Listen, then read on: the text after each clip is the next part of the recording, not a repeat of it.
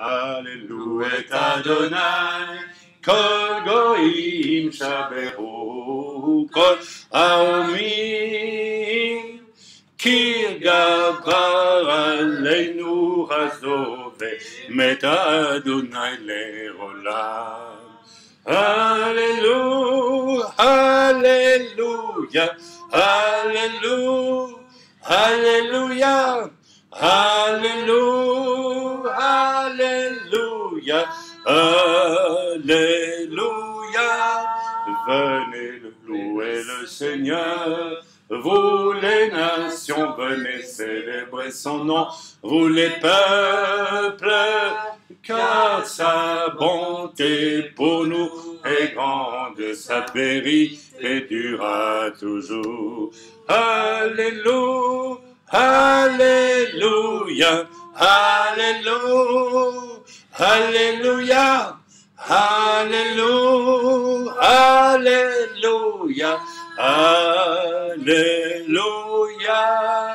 Oh, c'est Shalom Bimroma, oh, Yah, c'est Shalom Leinu, Ve'al Kol Israël. Ve'imru, imru, amen. Oh, c'est shalom bimomam. Oh, c'est shalom aleinu. Ve'al kol Israël. Ve'imru, imru, amen.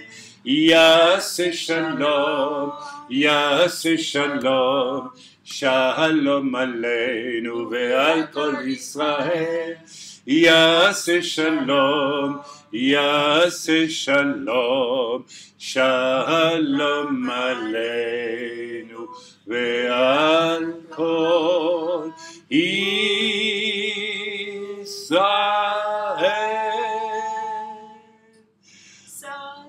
Tis be'Adonai, Kol el nafshi be'Elohai, Ki bishani b'gdei Yesha, Ve'izachar ve'atani, Ki bishani b'gdei Yesha, Me'izaka ye'atani. Sos asis be'Adonai, Tagel nafshi be'Elohai, Il bishani b'gdei Yesha, Me'izaka ye'atani. Il bishani b'gdei Yesha, Me'izaka ye'atani. Réjouissez-vous, réjouissez-vous en l'Éternel, réjouissez-vous, réjouissez-vous en l'Éternel. Sosasis be'Adonai, Tagel nafshi be'Elohai. Sosasis be'Adonai, Tagel nafshi Elohai. Amen. Amen. Que Dieu soit loué en ce bonjour ici à Yerushalayim. Il y a la lumière, il y a le soleil, et puis dans notre local ici, il y a une joie ce matin vraiment qui nous a sauté au visage quand nous sommes entrés, parce que, eh bien, c'est une joie du fait de ce qui est déposé. Nous avons le bonheur de recevoir ici chaque semaine, n'est-ce pas, un autre culte que le nôtre, celui de notre très cher frère Benjamin, et qui est un des hommes les plus doux, les plus patients, les plus, enfin voilà, les plus formidables que j'ai rencontrés en tant d'années, puisque nous nous connaissons depuis je ne sais plus combien d'années, plus de 20 ans, 25 ans. Et Benjamin est d'origine juif, et puis d'origine, pardon, excusez-moi, si on peut me passer un verre d'eau, ce serait une bonne idée. Et Benjamin, donc, et d'origine européenne. Enfin voilà, bref, je ne vais pas en dire trop, mais c'est un homme extraordinaire. Bon, il tient avec son assemblée, ses réunions ici, et je suis persuadé que notre frère dépose ici un climat, alors on le sent dès qu'on entre, il y a une, comment exprimer ça, une joie, une paix, surtout une grande paix, une grande joie, quelque chose de, vous savez, de l'ordre de la bénignité. Je suis de plus en plus, peut-être pas de plus en plus, mais de longtemps en tout cas, attiré par tout ce qui ne brille pas. Je ne sais pas si vous, tout ce qui semble bénin, tout ce qui, et qui en fait ne l'est pas. Vous savez, le Seigneur a dit heureux les doux, heureux les humbles, heureux serez-vous quand vous serez persécutés. C'est quand même incroyable de dire heureux serez-vous quand vous serez persécutés. J'allais dire percutés. C'est un peu la même chose, hein, percuter et persécuter. Et pourtant, pour notre nature d'homme, elle nous porterait plutôt à dire je serai heureux quand je serai mis en valeur, je réussirai, ou quand, voilà, que sais-je d'autre. Bon, je ne vais pas commencer une prédication parce que ce matin, ce n'est pas moi qui prêche, c'est quelqu'un d'autre. Et donc, je voudrais juste ici profiter de ce que j'ai, ce petit temps de caméra pour dire merci au Seigneur. Parce que nous vivons vraiment des temps de miracles.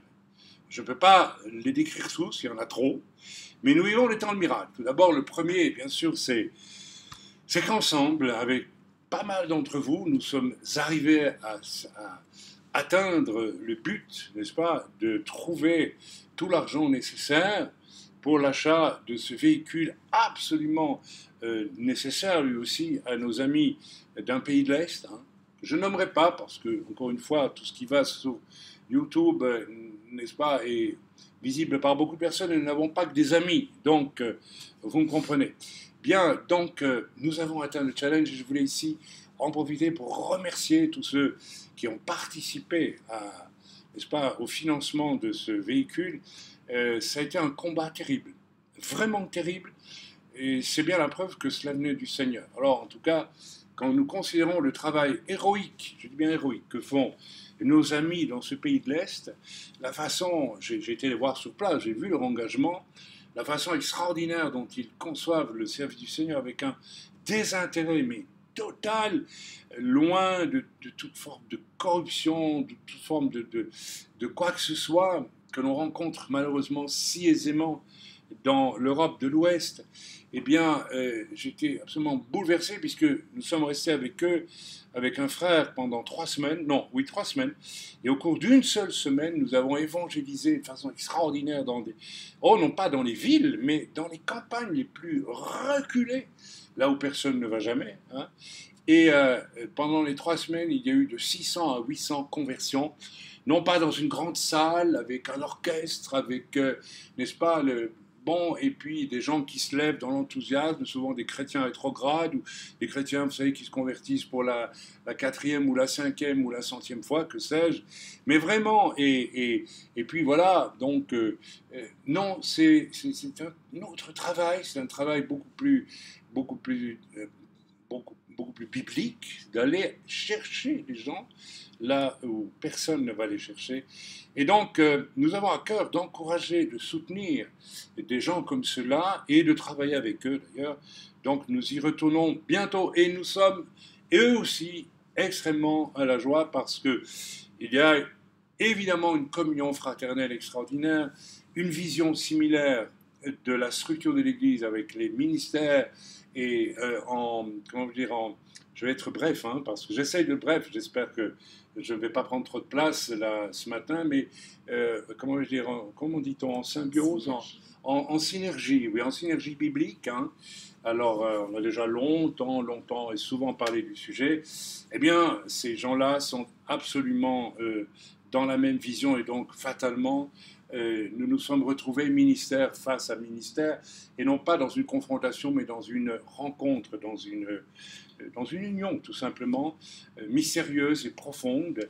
C'est extraordinaire de voir combien les gens avec des cultures différentes, des passés différents, mais absolument différents, peuvent soudain être mis dans une espèce d'unité, je dirais presque automatique, du simple fait qu'ils partagent, n'est-ce pas, les mêmes points de vue dans l'Écriture. Et ça, c'est merveilleux. Il ne s'agit pas d'une unité d'hommes, mes amis, il s'agit, parce qu'on pourrait dire, un baptiste rencontre un baptiste du pôle Nord rencontre un baptiste du pôle Sud, ils s'entendent parce qu'ils partagent... Non, non, il s'agit d'autre chose. Il s'agit non pas d'une unité dénominationnelle, n'est-ce pas, mais il s'agit d'une unité qui se fait par l'obéissance mutuelle à la parole de Dieu. Et ça, c'est formidable. Alors, ça, ce sont les grandes choses. Et je voulais remercier vraiment ceux qui ont compris. D'ailleurs, on a senti tout au long, ça a duré à peu près un mois et demi. Nous avons écrit, nous avons vraiment poussé par le Seigneur. Nous avons cherché à obtenir, non pas une première volée de soutien et puis nous contenter de cela. Non, nous avons décidé, nous avons reçu profondément qu'il fallait aller jusqu'au bout, et donc nous avons réuni finalement tout. Et je tiens à remercier le Seigneur ici, et à remercier ceux qui ont envoyé l'argent à notre frère dans ce pays, afin qu'il puisse acheter ce fameux véhicule, n'est-ce pas, tout-terrain dont ils ont absolument besoin, vu l'état des routes dans ces pays, pour aller dans les villages les plus retirés, pour y annoncer l'évangile, n'est-ce pas, du salut en Yeshua Mashiach. Alors, que Dieu soit béni, que Dieu soit loué à tous égards. Et voilà, donc j'étais en train de regarder parce que j'ai reconnu quelqu'un qui passe dans la rue là-bas et elle doit tourner, mais enfin ça nous... Voilà, donc un grand merci. Un grand merci aussi à tous ceux qui viennent de nous répondre. J'ai envoyé... nos voeux, donc Shana Tova Umetuka 5778, et vous avez été plusieurs déjà à nous répondre des mots gentils, des mots aimables, des mots du style merci beaucoup à vous aussi, et merci pour tout ce que vous nous donnez à travers les enseignements, à travers bien des choses, et soyez bénis à votre tour. Enfin voilà, merci pour tout cela. Et puis ça fait jaillir en moi, et ça c'est les merveilles du roi HaKodesh, du Saint-Esprit, c'est qu'il est mobile, voyez. Et voilà, donc c'est quelque chose que je vais utiliser d'ailleurs sur mes courriers désormais. Vous savez que régulièrement je change une petite parole mise en exergue au-dessus, et j'en ai trouvé une que j'aime beaucoup.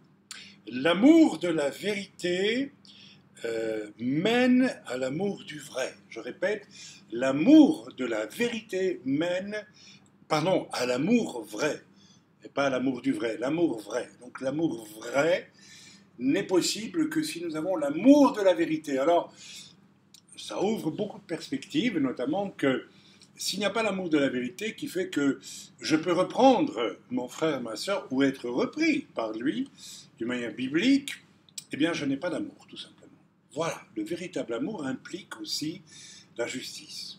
D'ailleurs, c'est dans la nature de Dieu, qui est amour, infiniment amour, mais voilà, est aussi justice. Et l'amour n'est pas, n'est-ce pas, la complaisance, mais va de pair aussi avec, voilà, j'ai eu une communication il y a quelque temps d'une personne qui n'est pas chrétienne, mais qui m'a dit, voilà, je reçois chez moi des personnes que j'héberge, et puis c'est fantastique, et je les aime beaucoup, mais j'ai découvert que ces personnes ont cédé, et ça va me permettre d'enchaîner sur un autre thème que je vais bientôt développer, ont cédé à l'hypnotisme d'Internet et de la télévision, si bien qu'en rentrant chez moi, je trouvais régulièrement ces personnes scotchées, comme on dit maintenant, à leur ordinateur, regardant des jeux complètement, voilà, avec des monstres et tout ce qui s'ensuit, ou bien assis en train de regarder toute la journée, peut-être, n'est-ce pas, une télévision. Alors, cette personne m'a dit, et pourtant ce n'est pas un chrétien, hein, mais c'est un homme de bon sens, et il m'a dit, de grand bon sens, mais il m'a dit, j'ai parlé, j'ai expliqué, j'ai dit que voilà, moi, je rentre du travail et puis je vous trouve là, installé, c'est pas, à rien faire. Et puis voilà, donc, et puis je me suis même un peu fâché. Et finalement, comme je n'obtenais aucun résultat, eh ben, je les ai mis à la porte. Je les ai mis dehors. Bien écoutez, ça s'appelle la vérité, ça s'appelle la justice. On peut pas tolérer, au-delà d'un certain point, le mal. Nous avons fait, mon épouse et moi, pendant des années, oui, des années, quelques années, de l'hébergement suite à une évangélisation des clochards ou des jeunes clochards dans une ville de France où nous avons ciblé expressément toutes les personnes à l'époque qui étaient hors jeu par rapport à la société. Voilà, tous ces jeunes vivant avec des chiens la nuit, enfin vous voyez de quoi je parle. Et nous n'avons pas pu seulement leur annoncer l'évangile du salut, et avec succès pour quelques-uns, pas tant que ça. En réalité, je me rappelle, il y avait une centaine qui sont passés, que nous avons vraiment pu, avec qui nous avons vraiment pu avoir un moment très, très particulier, très fort, mais nous ne pouvions pas, et il y en a eu, je crois, 10, 12 qui ont accepté vraiment le Seigneur. Bon, c'était un bon résultat, vous savez, même une âme sauvée, c'est un bon résultat. Et nous avons vécu à l'époque, je me souviens, des miracles extraordinaires, des guérisons du sida, et avérées, hein, attestées par un grand spécialiste à Paris, dont j'ai oublié le nom d'ailleurs, je ne sais plus, c'est un juif, c'est un ami, enfin, un médecin au nom juif, bien connu en France, bref, j'ai oublié. Nous avons vu tant de choses merveilleuses, mais en même temps, nous ne pouvions pas juste prêcher l'évangile, prier pour les malades, voir des guérisons et laisser ensuite les gens se débrouiller. Ils avaient besoin d'une prise en charge énorme pour, n'est-ce pas, passer un sas de décompression d'une vie complètement éclatée à une vie où ils étaient quand même plus ou moins réinsérés là où il le fallait dans la structure de la société. On ne peut pas vivre éternellement en marge, enfin voilà. Donc nous avons dû pour cela faire beaucoup d'hébergement et fatalement, nous avons dû subir avec beaucoup de patience, beaucoup de désordre de la part de ces gens et nous n'avons jamais mis aucun à la porte. Je me souviens, mais à un moment donné, eh bien, nous avons dû arrêter parce que, je me souviens, ma chère épouse était au bord de l'effondrement physique, nerveux, pas que ce soit une grande nerveuse, mais simplement parce qu'elle a ses limites, comme tout le monde. Mais on aurait pu, peut-être, à certains moments, aller jusqu'à dire, bon, ben, c'est fini, on ne peut plus.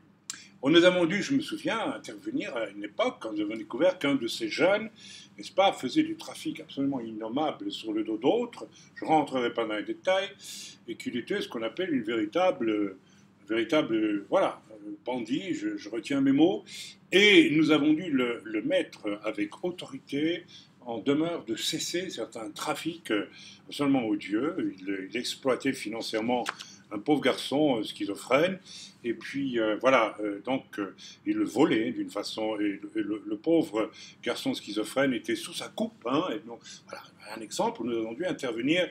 Il nous l'a fait payer très cher par la suite en nous calomniant, mais bon, c'est pas grave. Mais l'amour sans la vérité et sans la justice qui va avec la vérité, c'est pas de l'amour. C'est tout ce que vous voulez, mais c'est pas de l'amour. Donc, l'amour de la vérité mène à l'amour vrai. Amen. Voilà, c'est une petite sentence que je voulais vous donner. Je vous la donne à réfléchir.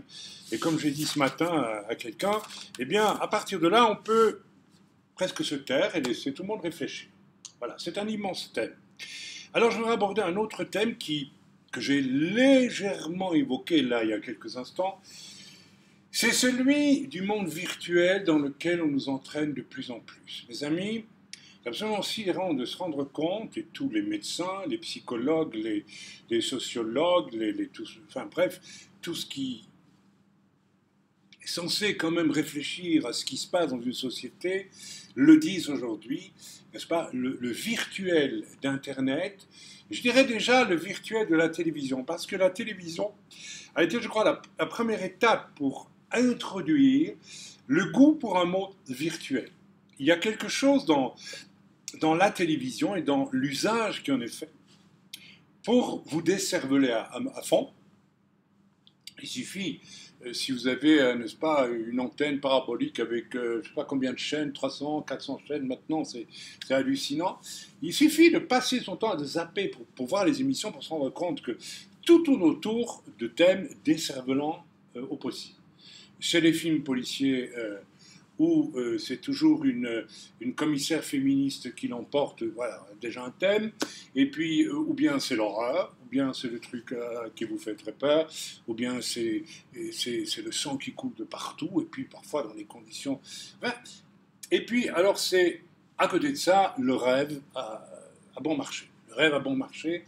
Et puis en dehors de ça, de temps en temps, une petite émission ici et par là, quand même, un peu intelligente, un peu intéressante. Ou alors c'est les jeux, n'est-ce pas? Vous avez toujours gagné des millions, et puis voilà, où on vous dégrade. Vous savez, moi je suis étonné de voir ce que l'on fait faire aux gens en attisant leur soif de l'argent. Enfin bref, la télévision a été un premier outil pour nous quelque part nous amener le monde entier quelque part dans une espèce de assieds-toi, ne pense plus, ne réfléchis plus, on te gave de quoi finalement, et on te décervelle, on te déresponsabilise, tu t'occupes plus de ce que tu as autour de toi, les enfants n'écoutent plus les parents n'écoutent plus les enfants. Il y a pire maintenant, il y a tout ce système qui fonctionne à partir d'Internet et qui fait que l'on peut s'enfermer dans sa bulle et se couper du monde en n'ayant plus rien de ce qui me permet d'être confronté finalement à une réalité pour savoir où j'en suis moi-même. C'est-à-dire que je reste éternellement comme un légume au niveau moral, au niveau intellectuel, au niveau spirituel, à tous les niveaux, peut-être même au niveau physique. Je serais curieux de voir l'effet que tout cela a sur le cerveau des gens. Il y a un décervelage aujourd'hui qui est effrayant et qui va nous mener très loin.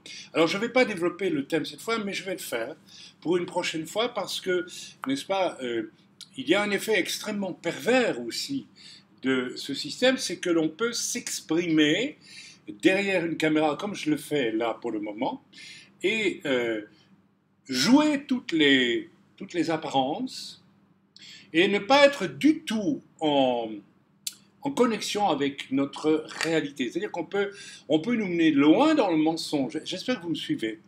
Nous venons de vivre une expérience il y a très peu de temps avec une personne qui, selon ce que nous connaissions d'elle par Internet, nous semblait être « Ah !» Mais une fois que nous l'avons pratiqué, si j'ose dire, enfin, là, nous avons vu toute autre chose. Alors, ceci m'a vraiment été pour moi une leçon terrible. Et vous savez, à la limite, je peux vous dire, ne vous fiez pas nécessairement à ce que vous écoutez, ce que vous voyez maintenant. C'est bien pour ça que je demande de temps en temps aux gens qui m'entourent dans l'œuvre, est-ce que l'homme qui parle devant une caméra est le même que celui que vous voyez dans la réalité? Et je pose la question même ce matin à ceux qui sont là, qu'est-ce que vous pensez? Ils me disent oui. Bon, ben c'est très bien. Mais je vous en prie, venez me voir de temps à autre et vérifiez si le bonhomme correspond bien au personnage qui pourrait se jouer ou bien se fabriquer derrière la caméra. Ceci est extrêmement grave parce que de plus en plus nous allons vers un univers de grande virtualité, où l'on balaye de plus en plus tout ce qui est contact réel, tout ce qui nous permet de prendre... Jadis, on avait des livres. Quelqu'un écrivait des livres, et au travers de ce qu'il écrivait, on pouvait deviner une biographie morale. D'accord? Aujourd'hui, tout ce qui s'écrit, on ne discerne pas grand-chose derrière. C'est très même l'écriture. Je parle d'écriture, des spharim, on dirait en hébreu, des livres qu'on écrit, n'ont plus du tout cette capacité de révéler la personne qui est derrière. C'est devenu, quand on lisait Dostoïevski, on devinait l'homme Dostoïevski derrière. Lorsqu'on lisait le poète Arthur Rimbaud, on devine l'homme Rimbaud. Sa biographie et ce qu'il écrit sont indissociables. Bref, c'est plus du tout le cas aujourd'hui. On peut raconter n'importe quoi et être quelqu'un de tout à fait à l'opposé de ce qu'on raconte. On vit dans un monde mensonge de plus en plus. Et cela va nous mener à la grande illusion de l'Antéchrist, qui, parce que peu à peu, n'est-ce pas, se développe sur toute la planète une illusion mensongère où tout le monde peut faire croire ce qu'il veut, comme il le veut, quand il le veut, sans que ça corresponde nécessairement. Alors on ne sait plus où est le vrai et le faux. Je ne sais pas si vous faites le même constat aujourd'hui. Nous avons ce mélange du bien, du mal, du faux et du vrai constamment aujourd'hui. Et cela va nous mener tout simplement au plus grand artiste, menteur, je dirais, comédien de toute l'histoire de l'humanité, qui est certain en personne, qui va nous faire croire vraiment qu'il est qui? Ben, le Messie, c'est-à-dire celui qui peut sauver l'humanité, et tout le monde, beaucoup, parce qu'ils sont happés par cette incapacité à discerner le virtuel du vrai, vont proclamer comme étant Dieu et le Messie. Alors attention, c'est un thème que je développais une autre fois, mais je pense qu'il est extrêmement important. J'espère que j'ai été clair. Il faut vraiment, il y a un poison du virtuel aujourd'hui qui est en train de nous embarquer. Vous savez, ceux qui ont lu 1984 d'Orwell et tout ça, qui ont peut-être suivi un petit peu Bertolt Brecht dans certaines de ses directions, déjà, si je veux m'en souvenir, avant la guerre de 40, Bertolt Brecht, mais qui lit encore aujourd'hui ces gens? Plus personne. On discernait que peu à peu, nous allons vers ce monde menteur dans lequel nous sommes entrés de plein pied aujourd'hui. Attention, mes amis, nous ne sommes plus en train d'y rentrer, nous sommes dans ce... Et comme me disait cet ami qui n'est pas chrétien, il me disait, on n'est pas en train d'y aller, on est dedans. Hein, et cette chose a été ressentie même par des poètes. Je me rappelle, je n'ai pas peur de le citer ici, un chanteur qui s'appelle Léo Ferré. Moi, j'écoutais beaucoup, j'aimais beaucoup à l'époque, avant d'être croyant.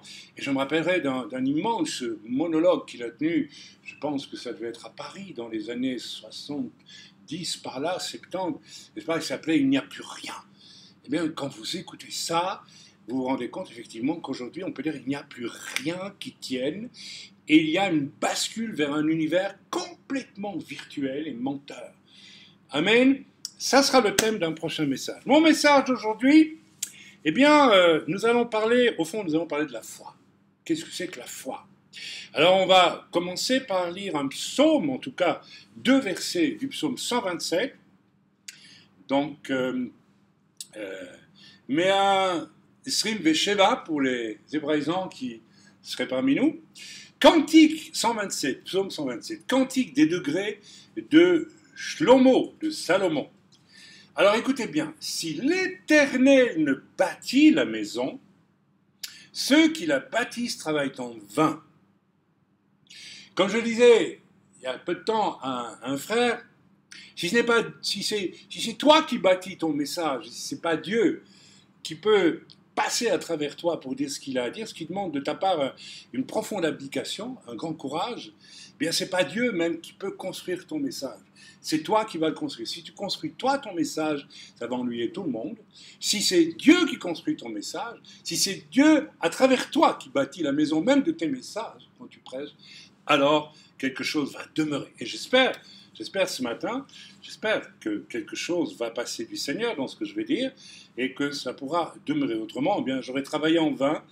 D'ailleurs, il est écrit dans la suite du verset 1er du psaume 127, « Ceux qui bâtissent travaillent en vain si l'Éternel ne garde la ville. » Parce qu'en plus, il est question ici, si l'Éternel ne bâtit la maison, donc Dieu bâtit sa maison, et si ce n'est pas Dieu qui bâtit sa maison, on travaille en vain. Et en plus, Dieu va garder ce qu'il construit. Frères et sœurs, c'est une évidence pour moi que les plus beaux messages que j'ai entendus sont des messages qui ont bâti quelque chose en moi et sur lesquels Dieu a veillé. C'est tellement fort ce que je vous dis, que le jour où j'ai accepté le Seigneur, jour qui avait été précédé par des expériences tellement fortes, je peux déjà appeler de la grâce de Dieu, puisque Dieu se dirigeait vers moi par manifestation, d'une manière évidente, Et le jour où, pour la première fois, je suis allé dans une réunion, j'ai entendu une prédication, j'ai rien compris. Mais rien du tout. Ou plutôt, je ne pouvais rien comprendre parce que le prédicateur parlait d'Abraham, un personnage de la Bible, et que pour moi, Abraham, à l'époque dans la Bible, je connaissais Mickey Mouse, Tintin, Quick et Fluke, et Dostoïevski, tout ce que vous voulez, mais Abraham, je savais qu'il existait, mais vaguement. C'était une espèce de Père Noël du Moyen-Orient, c'est tout ce que c'était dans mon esprit. Vous aussi. Si vous me dites le contraire, je ne vous crois pas. Bon, ben, si je peux vous croire, c'est qu'importe. Alors, il a prêché sur Abraham, mais il y avait quelque chose de Dieu qui passait dans ce message, qui rentrait dans mon cœur, et j'ai su, quoi, que c'était vrai. Voilà, si l'Éternel ne bâtit la maison, ça n'aura pas une qualité de vrai. Ça sera chipoté, ça sera bricolé, ça sera tout ce que... Ce n'est plus vrai. C'est très très important que ça soit vrai. Ce n'est pas tellement important, à la limite même ce qu'on dit, même si on ne le comprend pas, mais si c'est vrai, ça laisse une trace. Et Dieu veillera sur la trace. C'est pas pour rien que Yeshua a dit, Jérusalem, Jérusalem, comme une poule a voulu rassembler ses petits pour les protéger. Une image extraordinaire. Dieu veille sur ce qu'il établit. Et ceux qui ne veulent pas être sous la protection de Dieu, ben, on peut dire que c'est des insensés, mais aussi des aveugles. Ok, voilà. On continue, le verset 2. En vain, vous vous levez de bon matin et vous vous couchez tard. Et vous mangez le pain de douleur. Ça veut dire en vain, vous vous levez très tôt le matin, et vous vous couchez très tard le soir, vous vous agitez pour faire des tas de choses. Et en plus, vous mangez le pain de douleur. Le pain de douleur. Vous savez, je ne vais pas m'étendre là-dessus, mais on comprend ce que ça veut dire. Et en peine, c'est ça, en fait. Nous savons tous, nous qui sommes croyants, que lorsque nous négligeons la prière, n'est-ce pas, qu'il faut avoir avant tout début de journée, on rame pendant la journée, n'est-ce pas? On sent qu'il nous manque quelque chose. On rame sur place. On a beau ramer, on n'avance pas. Il y a quelque chose qui ne va pas. Et puis, ah, Seigneur, pardon. Je te demande pardon. Bénis ma journée, s'il te plaît. T'appartient. Tu m'as rendu la vie au sommeil. Vous savez que dans le judaïsme, on considère que le sommeil est comme une mort. Et Dieu nous rend la vie au sommeil. C'est intéressant à développer. Et alors là, hop, en un clin d'œil, curieusement, tout se met en place. Tout marche. Donc, c'est pas un hasard. Donc, en vain, vous vous levez de bon matin et vous vous couchez tard et vous mangez le pain de douleur. Il en donne, qui? Dieu, autant à ses bien-aimés pendant leur sommeil. Ça veut dire tout ce que tu fais, tu t'agites, par tes propres forces. Tu ferais mieux de dormir, Dieu t'en donnera autant. C'est-à-dire, voilà, si tu es un bien-aimé de Dieu, Dieu t'en donne autant, en termes de bénédiction, c'est-à-dire te donne ses bénédictions alors que tu ne fais rien du tout. Et c'est vrai que on peut ressentir, même quand on ne fait rien pour Dieu, parce que Dieu ne demande pas de faire tout le temps quelque chose, on peut ressentir ce bien-être. D'accord? Alors que sans Dieu, on veut ramer toute sa vie, puis on a une part. Donc voilà, j'ai voulu commencer par ce psaume 127, et je voudrais parler maintenant, bien sûr, de la fameuse action 4x4 que nous venons de mener. Voilà. Alors, cette fameuse action du 4x4, nous savons ce que c'est, tout le monde ne le sait pas, puisque le Seigneur nous a mis fortement à cœur, m'a mis en tout cas fortement à cœur, et puis j'en ai parlé autour de moi, et tout le monde a embrayé dans la même direction, non pas parce que c'est moi qui le demandais, mais parce que tout le monde a eu la conviction que c'était bien de Dieu, que donc de réunir, n'est-ce pas, la somme d'argent nécessaire pour pouvoir aider, n'est-ce pas, un travail de mission extraordinaire quelque part dans les pays de l'Est. Je ne cite pas de nom exprès, parce que, après tout, ce n'est pas nécessaire. Et on peut dire en parenthèse que ça nous a permis aussi de démarrer une collaboration de ministères absolument exceptionnelle. Et donc, voilà, on est heureux de cela.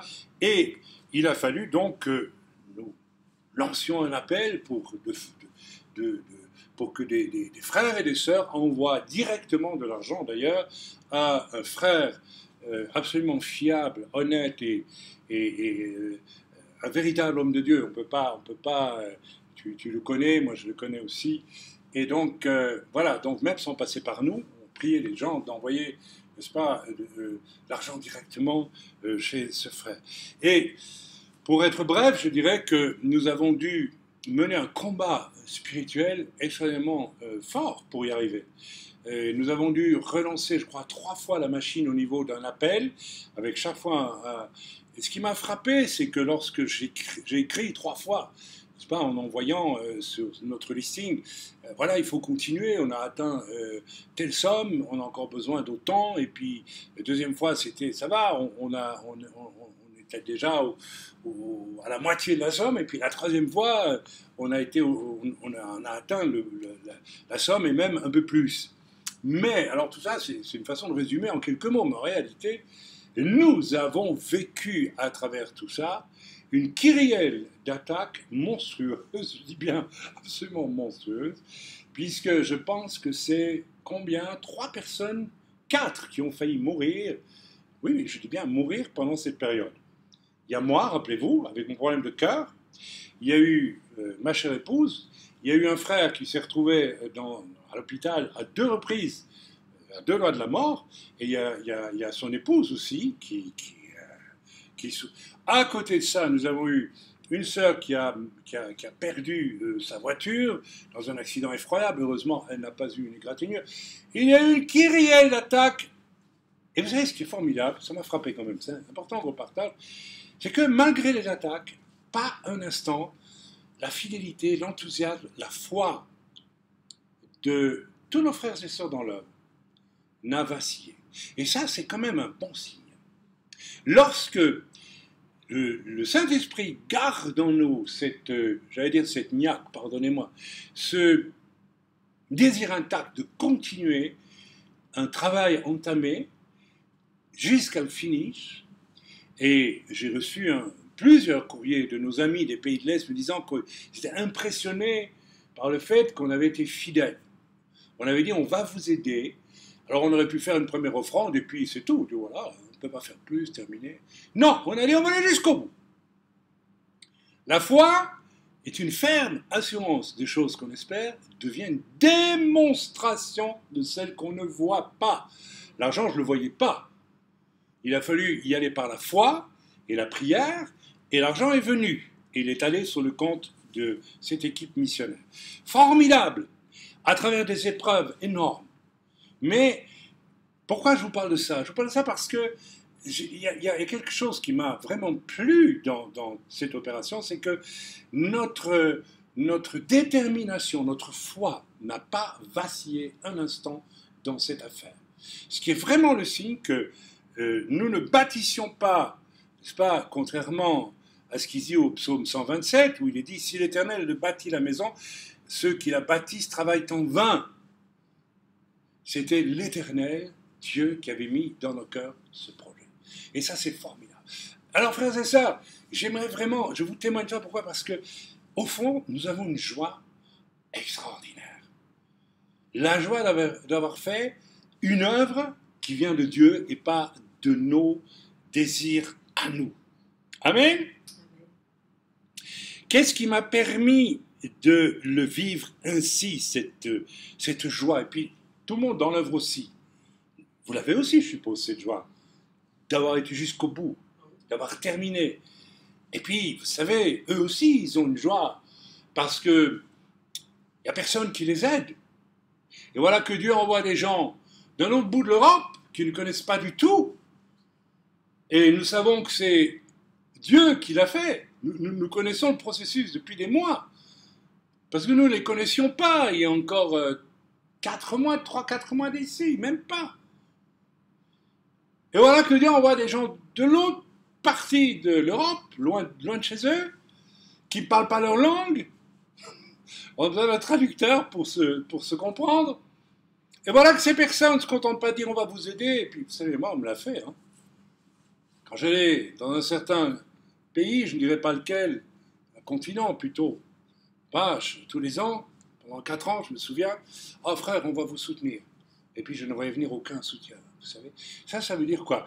Ça veut dire que c'était un désir humain de faire croire qu'on t'aime, mais ça ne venait pas de Dieu. Alors c'est très important de faire attention quand nous voulons faire quelque chose pour les autres. Est-ce que c'est Peut-être parce qu'on veut se faire bien voir par autrui, qu'on dit je vais t'aider, et puis on n'est pas en mesure de le faire. Normalement, si Dieu nous demande d'aider, il va nous donner les moyens de le faire. Il va nous donner les moyens d'agir. Tout ça va avec la foi. Alors, la première chose qui m'a donné finalement de la joie, beaucoup de joie, et à tous dans l'heure, c'est que nous avons obéi à un grand commandement de l'Éternel qui dit, hein, Yeshua a résumé toute la loi juive dans 2 commandements. Tu aimeras le Seigneur ton Dieu.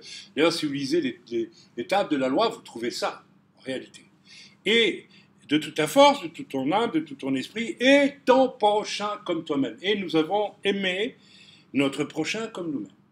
Aurions-nous aimé que l'on nous envoyât 1/10 de notre besoin si on nous avait promis de pourvoir pour tout? Non, on n'aurait pas aimé, on ne se serait pas senti aimé. Mais par contre, si, en allant jusqu'au bout, là, nos amis se sont sentis vraiment aimés. Donc, nous avons vécu, première chose que nous avons vécu, c'est une obéissance à la parole de Dieu. Et lorsqu'il s'agit d'aimer notre prochain, vous savez, on peut faire semblant d'aimer notre prochain. Il y en a qui n'aiment pas leur prochain, c'est encore pire. Mais on peut faire semblant, on peut faire croire. Que Dieu vous bénisse, frère. Nous vous aimons, frère.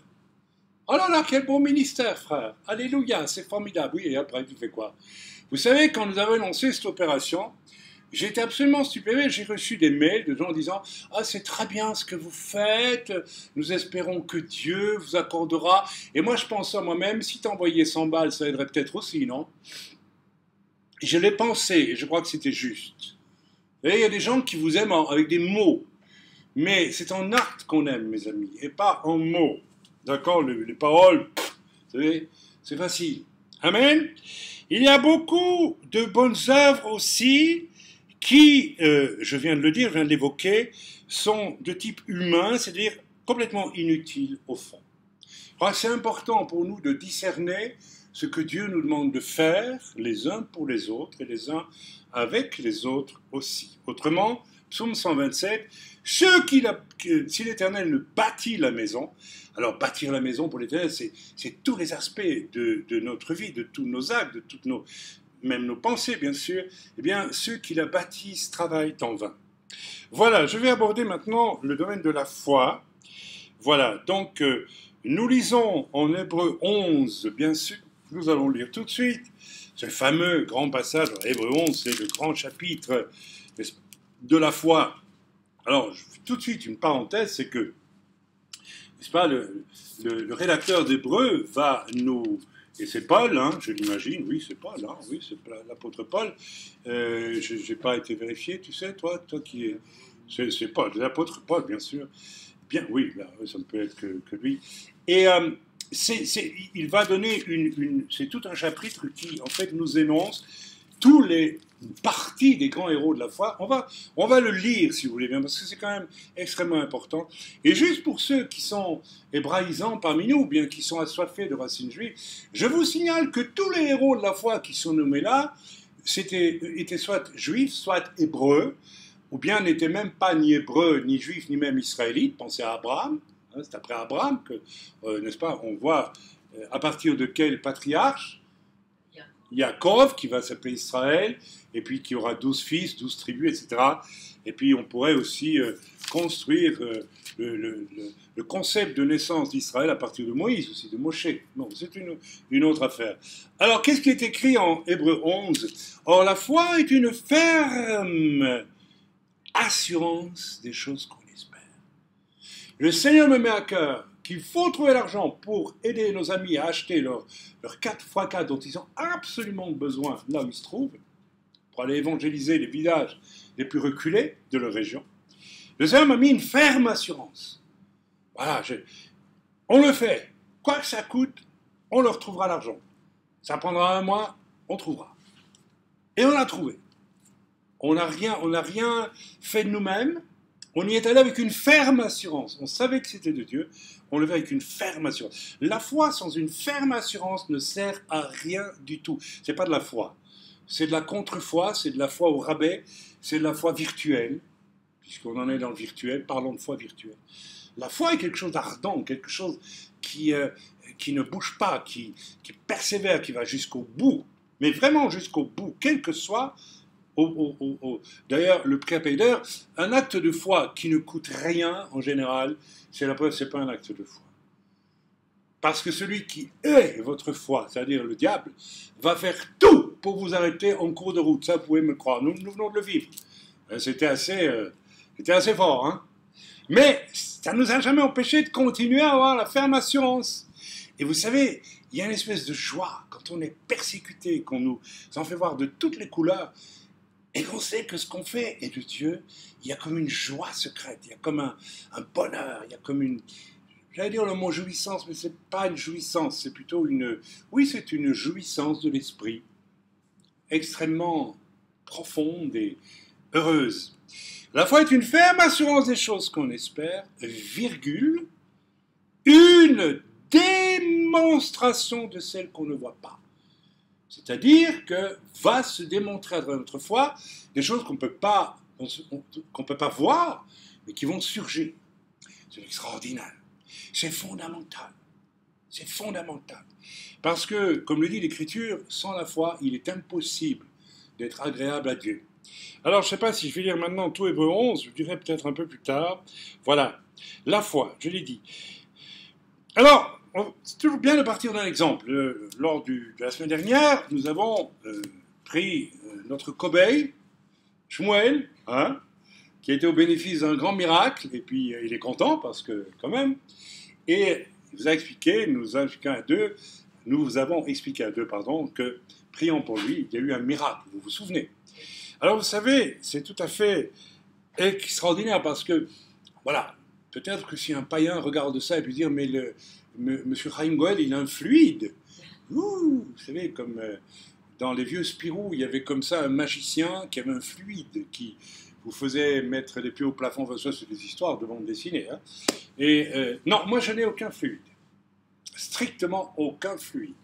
Rien du tout. J'ai une main calme, sans fluide. C'est juste... voilà, c'est tout. Je n'ai pas une espèce de vibration particulière dans le cerveau qui fait que, n'est-ce pas, je vous regarde. Non, pas du tout.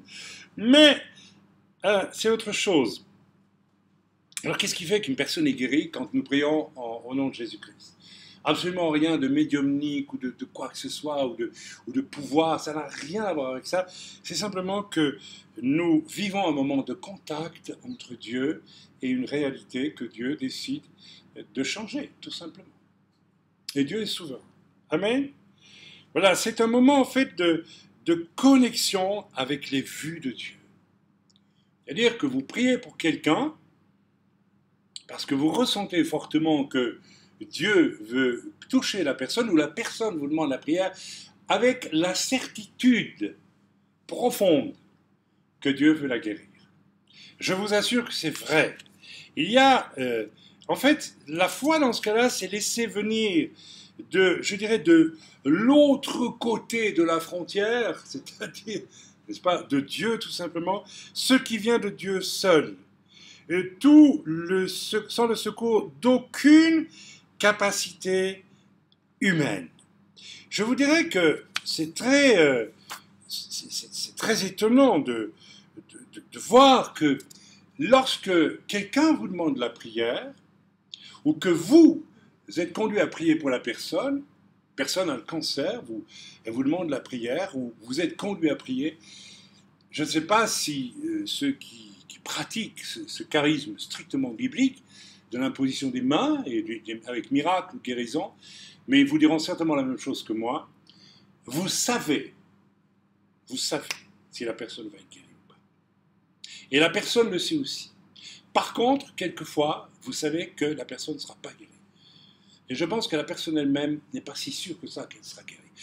La guérison, c'est possible que si la foi intervient d'une manière très nette, très claire. Et je le vis chaque fois, c'est toujours très difficile pour moi, et je ne le dis pas parce que ça pourrait blesser la personne, mais il m'est arrivé, je dirais, sur 100 guérisons ou miracles, peut-être honnêtement 10 ne sont pas survenus, et nous le savons. que ça ne surviendra pas. Et c'est difficile à dire à personne, je ne sais pas pourquoi, mais le Seigneur ne vous guérit pas. Parce que la foi n'est pas là. Et tout simplement, la foi n'est pas là parce que ce n'est pas le moment où Dieu veut guérir. Alors on entre dans tout un sujet là, mais je ne veux pas le développer. Amen. Relisons maintenant, alors voilà, voilà, donc cette foi-là permet de laisser venir les choses de Dieu dans le créé, dans le réel, n'est-ce pas, de façon complète et évidente, à condition qu'il y ait la foi. Et la foi doit être, n'est-ce pas, le fait aussi d'une personne, que ce soit celui qui prie ou la personne qui reçoit la prière, qui a une connexion avec Dieu. D'où la nécessité du roi Hakodesh, du Saint-Esprit, mais pas seulement du roi Hakodesh, du Saint-Esprit, d'une connexion vivante, vraiment vivante avec Dieu. Je ne vais pas développer ici, parce qu'il y aurait 1000 choses à dire, et je ne tomberai pas dans ce travers de vous présenter 40 prédications en une seule, hein, mais voilà, on y viendra une autre fois. Nous lisons, alors, nous pouvons aussi, n'est-ce pas, d'ailleurs, toute personne qui prie pour les malades vous dira qu'il y a eu ce qu'on appelle pudiquement des échecs, ce ne sont pas des échecs. Le rendez-vous divin n'était pas là, et la foi n'y était pas. Si vous avez la foi, chaque fois, mais absolument, vous le savez, chaque fois que nous avons prié pour des malades, vous savez, eh bien, nous avons vu, n'est-ce pas, il y avait une certitude. Parfois, et très souvent, je peux dire à la personne, tu es guéri. Et la personne me regarde, mais c'est vrai, j'ai plus rien. Et c'est ça la foi. Une ferme assurance. On sait. On sait ou on ne sait pas. Si on ne sait pas, c'est qu'il n'y a rien du tout. On continue. Donc, nous lisons l'Épître aux Hébreux, chapitre 11. On ne va pas lire tout, mais quand même lire une bonne partie. C'est, voilà, verset 2 du chapitre 11, de Hébreux 11, pardon. Et nous avons lu donc le début. Pour l'avoir possédé, les anciens ont obtenu un témoignage favorable. C'est par la foi que nous reconnaissons que l'univers a été formé par la parole de Dieu, en sens que ce qu'on voit n'a pas été fait de choses visibles. Frères et sœurs, tous les scientifiques du XXe et XXIe siècle, et même avant, n'est-ce pas, eh bien, vivent cette parole.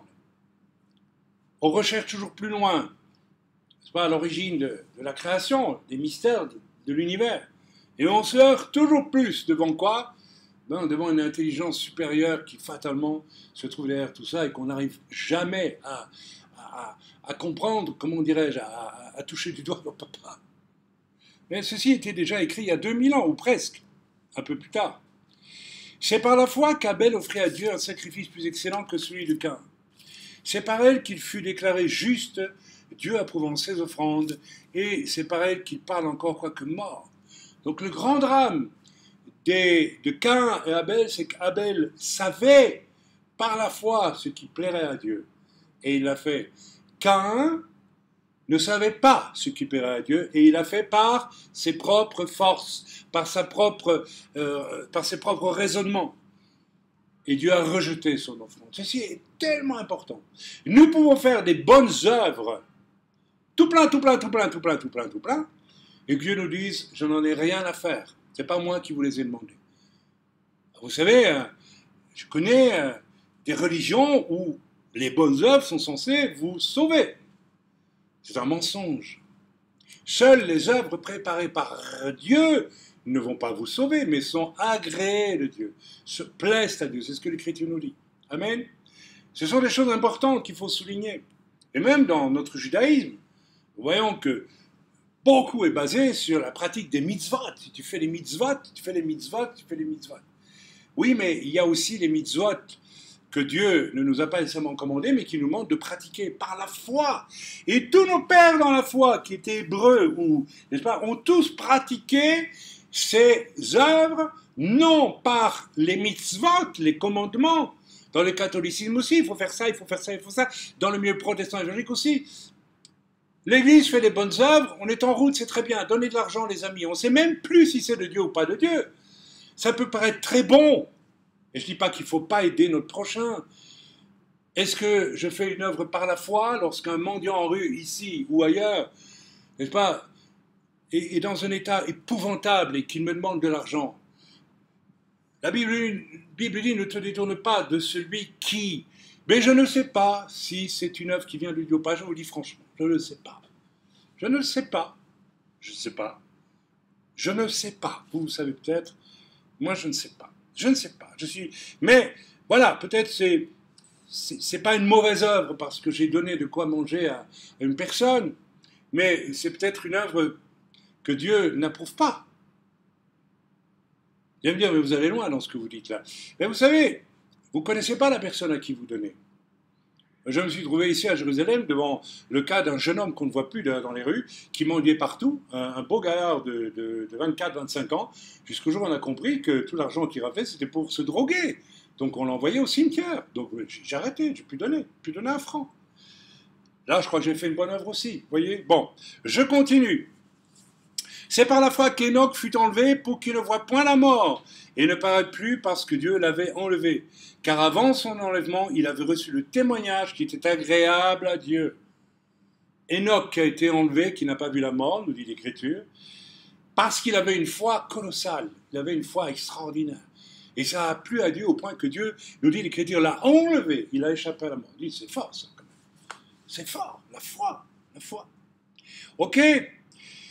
Or, sans la foi, il est impossible de lui être agréable. À qui? À Enoch, non, à Dieu. Car il faut que celui qui s'approche de Dieu croit que Dieu existe et qu'il est rémunérateur de ceux qui le cherchent. C'est pour ça, lorsque vous priez pour un malade et que vous avez des guérisons et des miracles, c'est le signe que vous êtes quelqu'un qui s'approche de Dieu, qui aime s'approcher de Dieu. Il ne faut pas chercher ailleurs. Alors, je sais ici que je vais déranger beaucoup de théologiens qui disent que les miracles et les guérisons, c'est fini, ça s'est arrêté au début du temps de l'Église, le temps qu'elle soit affermie. Oh là là, messieurs, je vous vois venir, ça c'est une façon de nous cacher la vérité. Vous vous approchez de Dieu avec votre intellect. Oh, combien? Oui, pas du tout avec votre cœur, pas du tout avec votre esprit. Et votre relation à Dieu n'est peut-être pas aussi vivante que vous le laissez croire. La réalité, elle est là. Celui qui fréquente Dieu, il reçoit de la foi et il la met en pratique, en action. C'est pas moi qui le dis, c'est l'Écriture dans Hébreux. Relisez Hébreux, s'il vous plaît. Amen. Pour avoir la foi, il faut croire que Dieu existe, ça c'est la première chose. Et ensuite, il faut être en relation avec celui. On ne peut pas se contenter de croire à un Dieu qui existe, et puis, vous savez, c'est notre grande tentation à tous. Hein. Oui, à tous. On est sauvés, on sait que Dieu existe, il nous en a donné la preuve, et puis on aimerait bien... Hein? Bien sûr. On n'est pas tenté par ça. Tu n'as jamais été tenté par ça? Toute la coulée douce, après tout, je suis sauvé. Ah non, ça ne marche pas. Et c'est comme dans un couple, si on se marie, bon, le jour du mariage, on fait la fête, et puis le lendemain, on dit, écoute, je reste dans mon bureau, je te cause plus ma femme. Bah, elle divorce, non, elle divorce peut-être pas, mais en tout cas, il y a un problème. Avec Dieu, c'est une relation d'amour qui doit continuer. Donc, c'est important, je vous excite un petit peu là, à la réflexion, à la remise en question, là, hein, vous qui allez écouter ce message. C'est par la foi que Noé, divinement averti des choses qu'on ne voyait pas encore, Dieu lui a annoncé qu'il allait liquider la terre par l'eau. Parce que le péché de l'homme est arrivé tellement loin qu'on ne pouvait plus le tolérer. Mais rien n'était encore là. Et Dieu lui demande de construire une arche, en plein air, comme ça, quelque part, je ne sais pas trop où, pas loin du mont Ararat peut-être, je ne sais pas où, je ne sais pas, j'ai pas fait d'études à ce niveau-là. Donc, d'ailleurs, je ne sais même pas si c'est indiqué dans la Bible, je ne crois pas. Enfin, peut-être les grands spécialistes de la parole de Dieu pourraient nous le dire. Bien, et saisi d'une crainte respectueuse, construisit une arche pour sauver sa famille. C'est par elle qu'il condamna le monde. Donc Noé, en acceptant cette folie de construire une arche, alors que tout était calme et sec sur la terre, n'est-ce pas, que tout le monde s'est moqué de Noé à cette époque-là, eh bien, il a construit par la foi quelque chose, il a cru profondément que Dieu lui demandait de le faire. Il n'a pas seulement pensé, il l'a reçu dans son cœur. Il s'y est attaché. La foi, c'est une ferme assurance, c'est un profond attachement à quelque chose que Dieu nous révèle, et nous le faisons, et nous voyons la réalisation de ce que nous avons mis en place par la foi. C'est extrêmement important. Et c'est comme ça que Dieu nous demande de vivre. Dans ce cas-ci, la marche par la foi de Noé est devenue aussi une condamnation pour le monde. Ça veut dire que le Seigneur aussi, et je pense que c'est très important, mes amis, le message d'aujourd'hui est peut-être bien plus important qu'on ne peut l'imaginer, parce que nous sommes appelés à poser des actes de foi qui vont quelque part toujours avoir une incidence sur le monde, pour le juger ou l'amener à quelque chose. Le fait de nous être attachés à tout prix trouver l'argent pour, et nous l'avons trouvé par la grâce de Dieu. Je remercie au passage tous les amis et les personnes, parfois des inconnus, qui ont envoyé de l'argent à notre frère là-bas. Eh bien, ce véhicule qui a été acheté va permettre de sauver peut-être des centaines, voire des milliers d'âmes dans les prochaines semaines, les prochains mois. Parce qu'ils ont une équipe extrêmement structurée qui travaille vraiment par la foi, justement, pour le salut des âmes là-bas. Donc, quelque part, notre marche par la foi par rapport à ce véhicule a une conséquence, un impact sur la réalité du monde autour de nous. C'est par la foi qu'Abraham, lors de sa vocation, obéit et partit pour un lieu qui devait recevoir un héritage et qu'il partit sans savoir. Alors on peut continuer comme ça. Il y a Sarah, il y a de nouveau Abraham, il y a Yitzhak, il y a Moïse, bien sûr, Moshe. Imaginez Moshe, le parcours de foi de cet homme, absolument exceptionnel, absolument extraordinaire, et les souffrances qui sont allées avec. Amen. Les difficultés. Mais, comme c'était un projet de Dieu, il n'a jamais décroché. Moshe ne décrochera jamais. Abraham ne décroche jamais. Dieu demande à Abraham, sacrifie-moi ton fils. Ah ben, attendez, c'est pas n'importe quoi.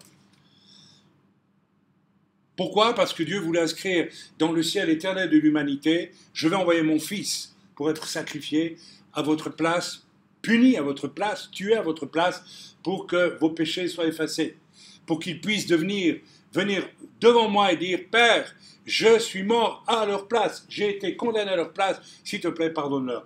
Le Père pardonne. Rendez-vous compte, Abraham, offre-moi ton fils. Vous l'auriez fait, vous? Abraham ne comprend peut-être pas vraiment ce qu'il doit faire. Mais il sent que ça vient de Dieu et il dit, je le fais. Alors, nous connaissons l'histoire, c'est qu'au dernier moment, Dieu envoie un bouc, je pense, dans un buisson, et le bouc, qui est d'ailleurs un animal d'expiation au moment de Yom Kippour, un bélier plutôt. Hein? À Yom Kippour, les Juifs emmenaient, il y avait un bouc qui était sacrifié ici, sur le au temple, sur le lieu de sacrifice, et un qui était envoyé dans le désert pour Azazel, dit l'Écriture. Vous pouvez allumer, s'il vous plaît? Merci, parce que il commence à faire un peu sombre. Voilà. Non, les lampes, merci. Donc, bien, j'en ai dit assez sur Hébreux 11, il y aurait de quoi en parler longtemps. Voilà. Hébreux 11 nous cite toute une lignée de héros de la foi, et cela est écrit pour nous montrer à quel point la foi est importante. Pour tout, oui, je l'ai déjà dit, alors je passe de ça, aucun raisonnement humain, aucune philosophie, aucune recherche scientifique ne peut nous faire voir Dieu. Sans la foi, on peut pas voir Dieu non plus. On va me dire, oh là là, vous vous engagez sur un terrain intellectuel. Qui a vu Dieu? L'Écriture nous dit ici, on ne peut pas voir Dieu sans mourir. Mais on peut s'approcher tellement près de Dieu. C'est notre privilège lorsque nous prions et que nos cœurs sont purs et que vraiment nous approchons de Dieu. Nous pouvons avoir des expériences absolument particulières avec la présence de Dieu. Amen. Mais les scientifiques les plus éminents, j'ai déjà dit, mais je le répète, d'aujourd'hui, vous savez, moi je suis un peu la littérature scientifique le mieux que je peux. Je ne saisis pas parfois certaines certaines choses, je n'ai pas la formation pour ça, mais je comprends la démarche globale. Par exemple, je viens de lire un livre, relire un livre des frères Bogdanov sur le visage de Dieu. Oui, Dieu n'a pas de visage, bien sûr, mais enfin bon, voilà, Dieu est esprit, bref, on ne va pas rentrer là-dedans. Mais c'est intéressant de voir à quel point on s'approche toujours plus de ce fameux endroit où voilà. Alors, les scientifiques du monde entier, n'est-ce pas, qui scrutent les astrophysiciens, enfin bref, tout, Einstein lui-même a reconnu implicitement la présence d'une intelligence pour créer le monde. C'est impossible autrement. Alors, c'est très intéressant de voir que ces gens-là, pudiquement, disent, on ne parle pas de Dieu, nous, hein, attention, on est des scientifiques. C'est un grand drame. Dès que vous mettez le mot Dieu dans le monde scientifique, ça fait un scandale, hein, c'est terrible. Il ne faut pas, nous restons des esprits pragmatiques. Mais ils sont tellement pragmatiques qu'ils démontrent, plus ils avancent, plus qu'il a une intelligence colossale. Et même le mot colossal ne veut rien dire, parce que, n'est-ce pas, Dieu est infini, et donc c'est au-delà de tout ce qu'on peut imaginer, et nous ne pourrons jamais mettre l'intelligence colossale de Dieu, infinie de Dieu, l'intelligence infinie, ça veut dire quoi? C'est l'intelligence infinie. Comment voulez-vous mettre ça dans une formule? C'est impossible. Alors pour le moment, on se heurte sur le fameux Big Bang, et puis le mur de Planck et toutes ces choses, et ils espèrent à un moment donné franchir le...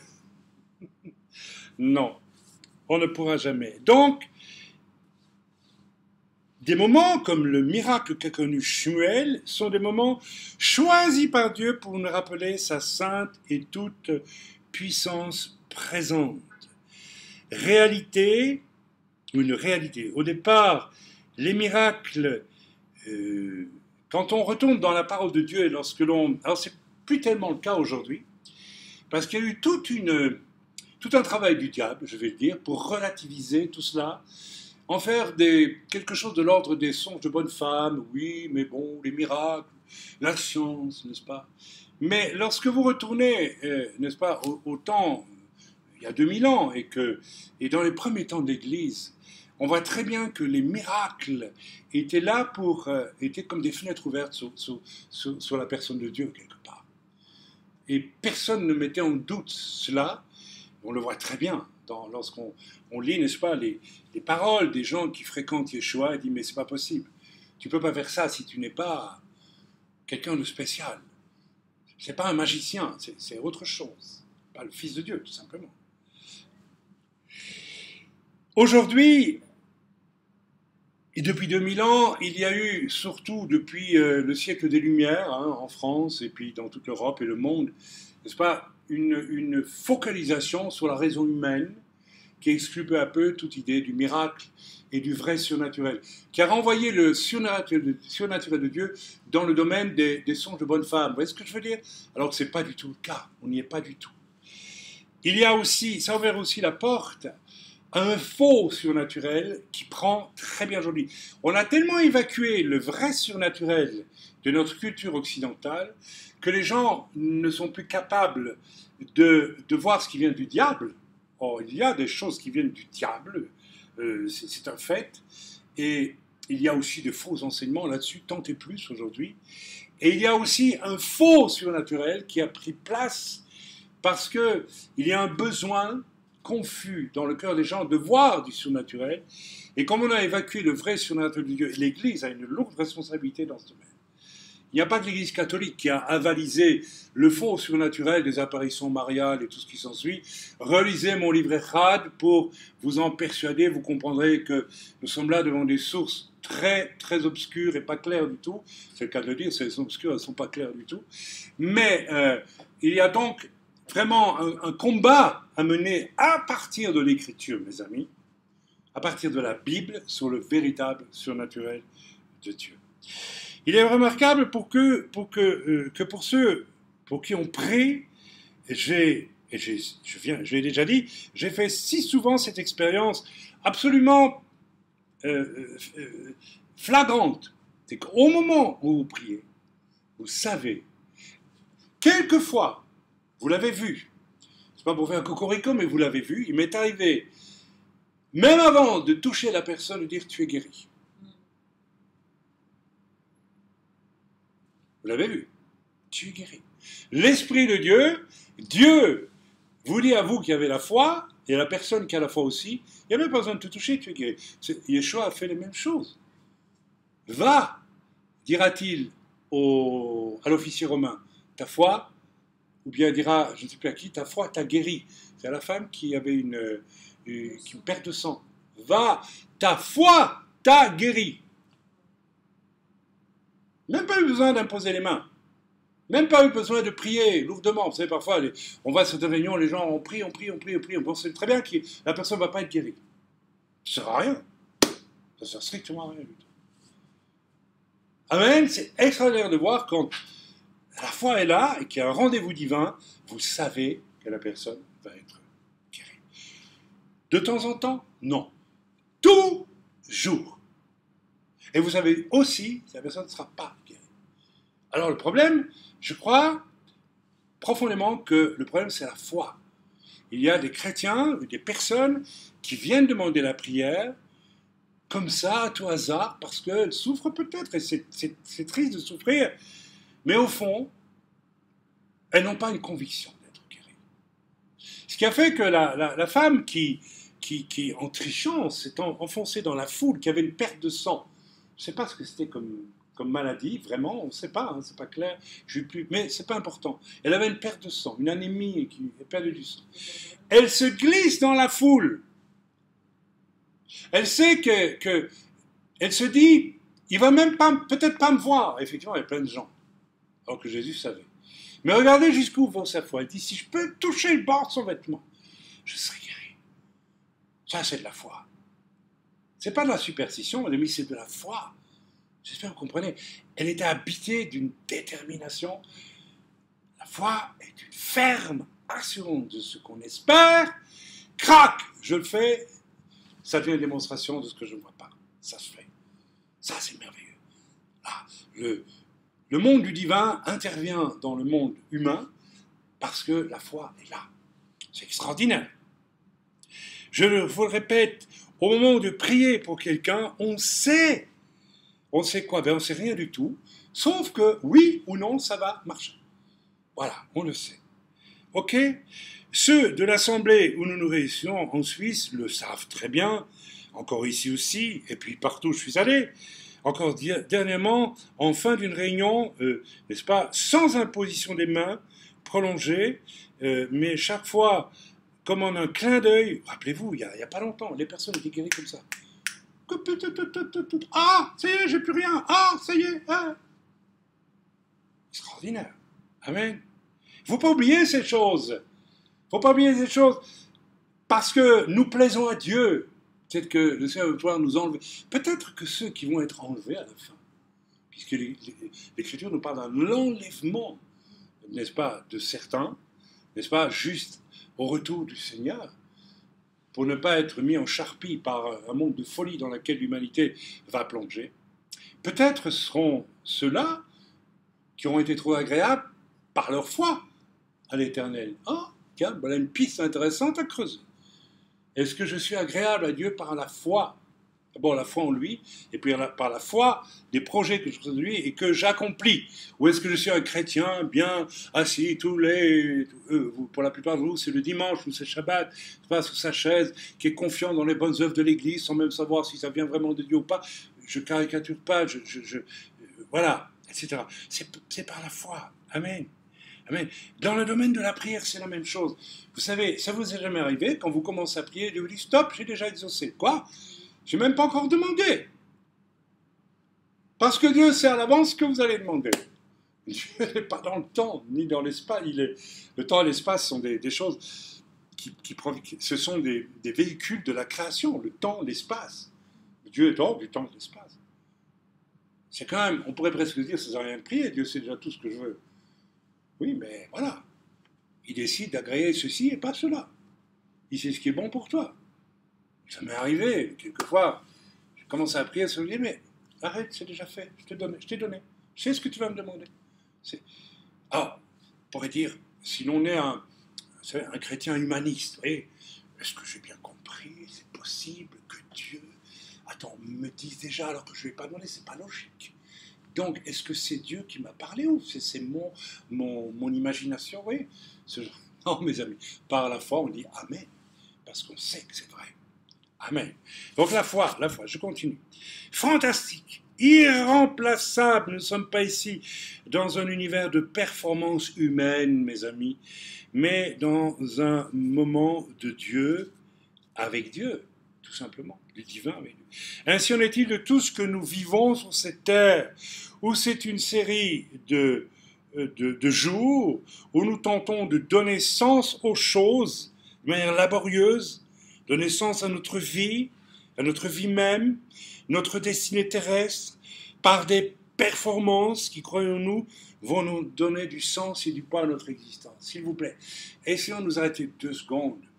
Quand je fais l'effort, je n'ai pas besoin de faire un gros effort d'ailleurs, de me rappeler comment je vivais avant de rencontrer Dieu et de vivre avec foi et par la foi avec mon Seigneur et de produire des œuvres pas trop mauvaises parce qu'elles sont commandées par le Seigneur, eh bien, qu'est-ce que je faisais? Eh bien, j'essaie de donner un sens à ma vie. Comment? Avec ce que j'arrivais à faire d'à peu près bien. Moi, c'était le théâtre, l'écriture, etc., etc. Mais qu'est-ce que c'était difficile? Qu'est-ce que c'était?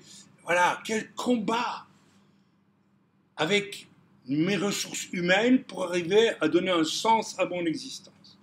D'autres le feront d'autres façons, de toutes sortes de manières, mais tout au fond, nous savons bien que nous peinons beaucoup pour pas grand-chose. Au fond, nous sommes sous la malédiction qui dit « Tu gagneras ton pain à la sueur de ton front ».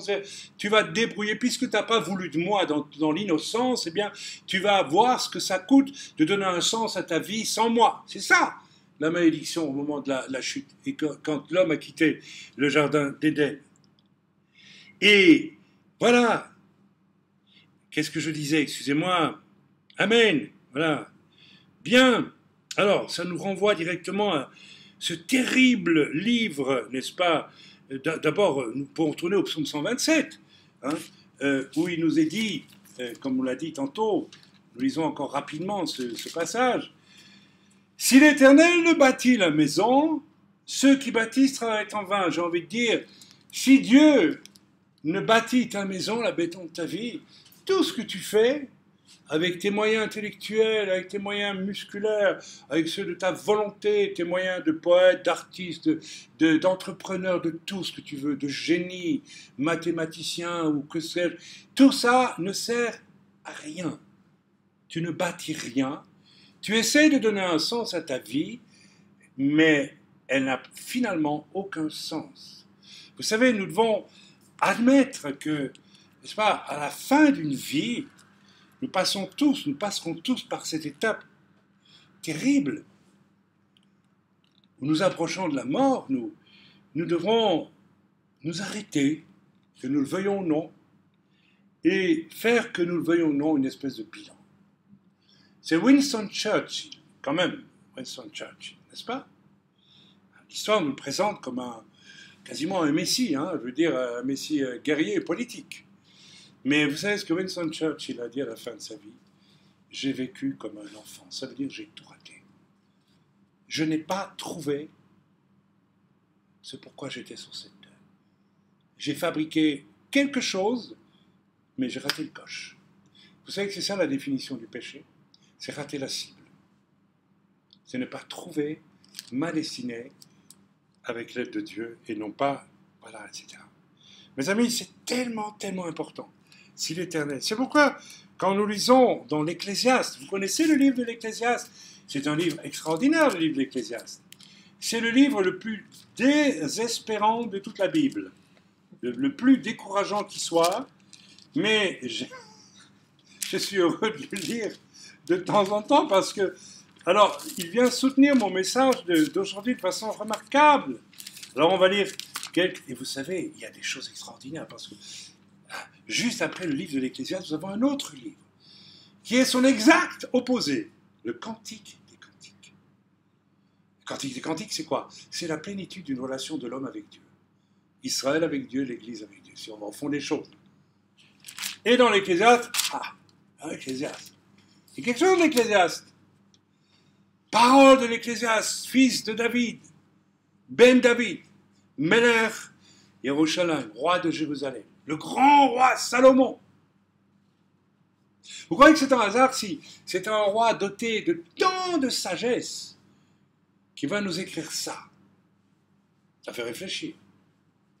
Vanité des vanités, dit Salomon, l'Ecclésiaste, vanité des vanités, tout est vanité. Tout ce que tu fabriques, même quand tu es le grand roi Salomon, c'est rien. Si tu n'as que ça, tu as tout raté. D'ailleurs, il va tout rater parce qu'à la fin, il va tout rater. La fin de son histoire, c'est un échec. Et ça a entraîné pour Israël une véritable catastrophe. C'est le début, non pas de la fin d'Israël, mais d'un message. Sans la foi, Israël, tu ne peux pas m'être agréable non plus. Paul va développer beaucoup ça dans ses épîtres. La loi, etc., mais, d'accord, la foi, la foi est plus grande que la loi, c'est clair. Paul le développe très bien. Quel avantage revient-il à l'homme de toute la peine qu'il se donne sous le soleil? C'est l'Ecclésiaste qui parle. Une génération s'en va, une autre vient, et la terre subsiste toujours. Ouais, c'est vrai ça.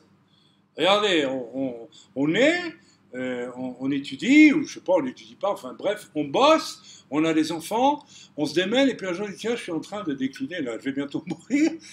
Et puis derrière moi, tout ce que j'aurais fait, je ne sais même pas si ça va subsister. Qu'est-ce qui restera de ma bibliothèque? Qu'est-ce qui restera de ma discothèque? Qu'est-ce qui restera de ma maison? Qu'est-ce qui restera de mon beau jardin? Tout ça. Rien du tout, probablement. Tout ça va disparaître dans je ne sais pas trop quoi. Peut-être même dans les mains des étrangers.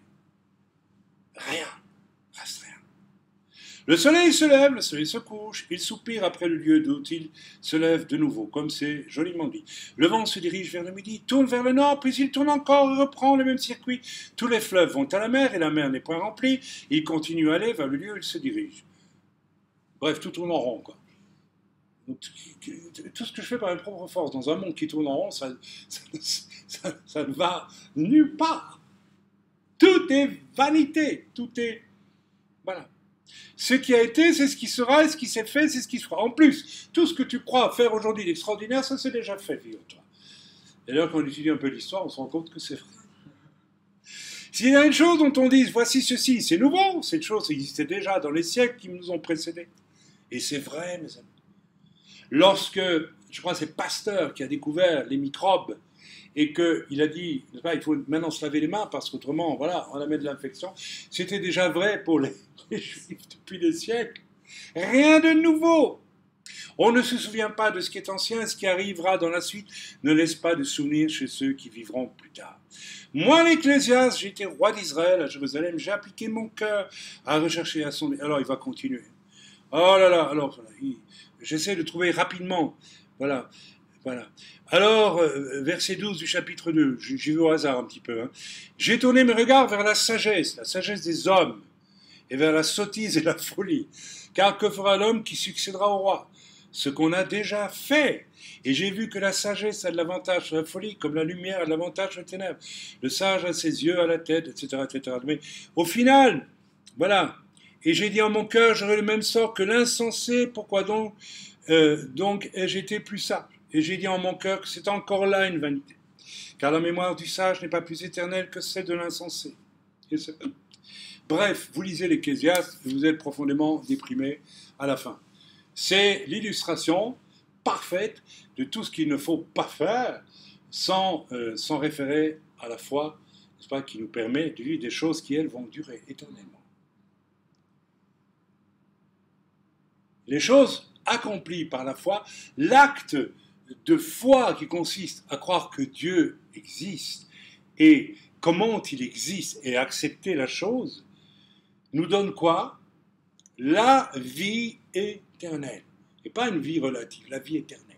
La foi nous met en communication, en communion avec ce qui durera éternellement. Il n'est pas limité par le temps. D'où tirons-nous la joie extraordinaire de cette, n'est-ce pas, de cette opération de don pour ce fameux 4x4 que nous avons permis à nos frères là-bas, au loin, dans le pays de l'Est, d'acheter.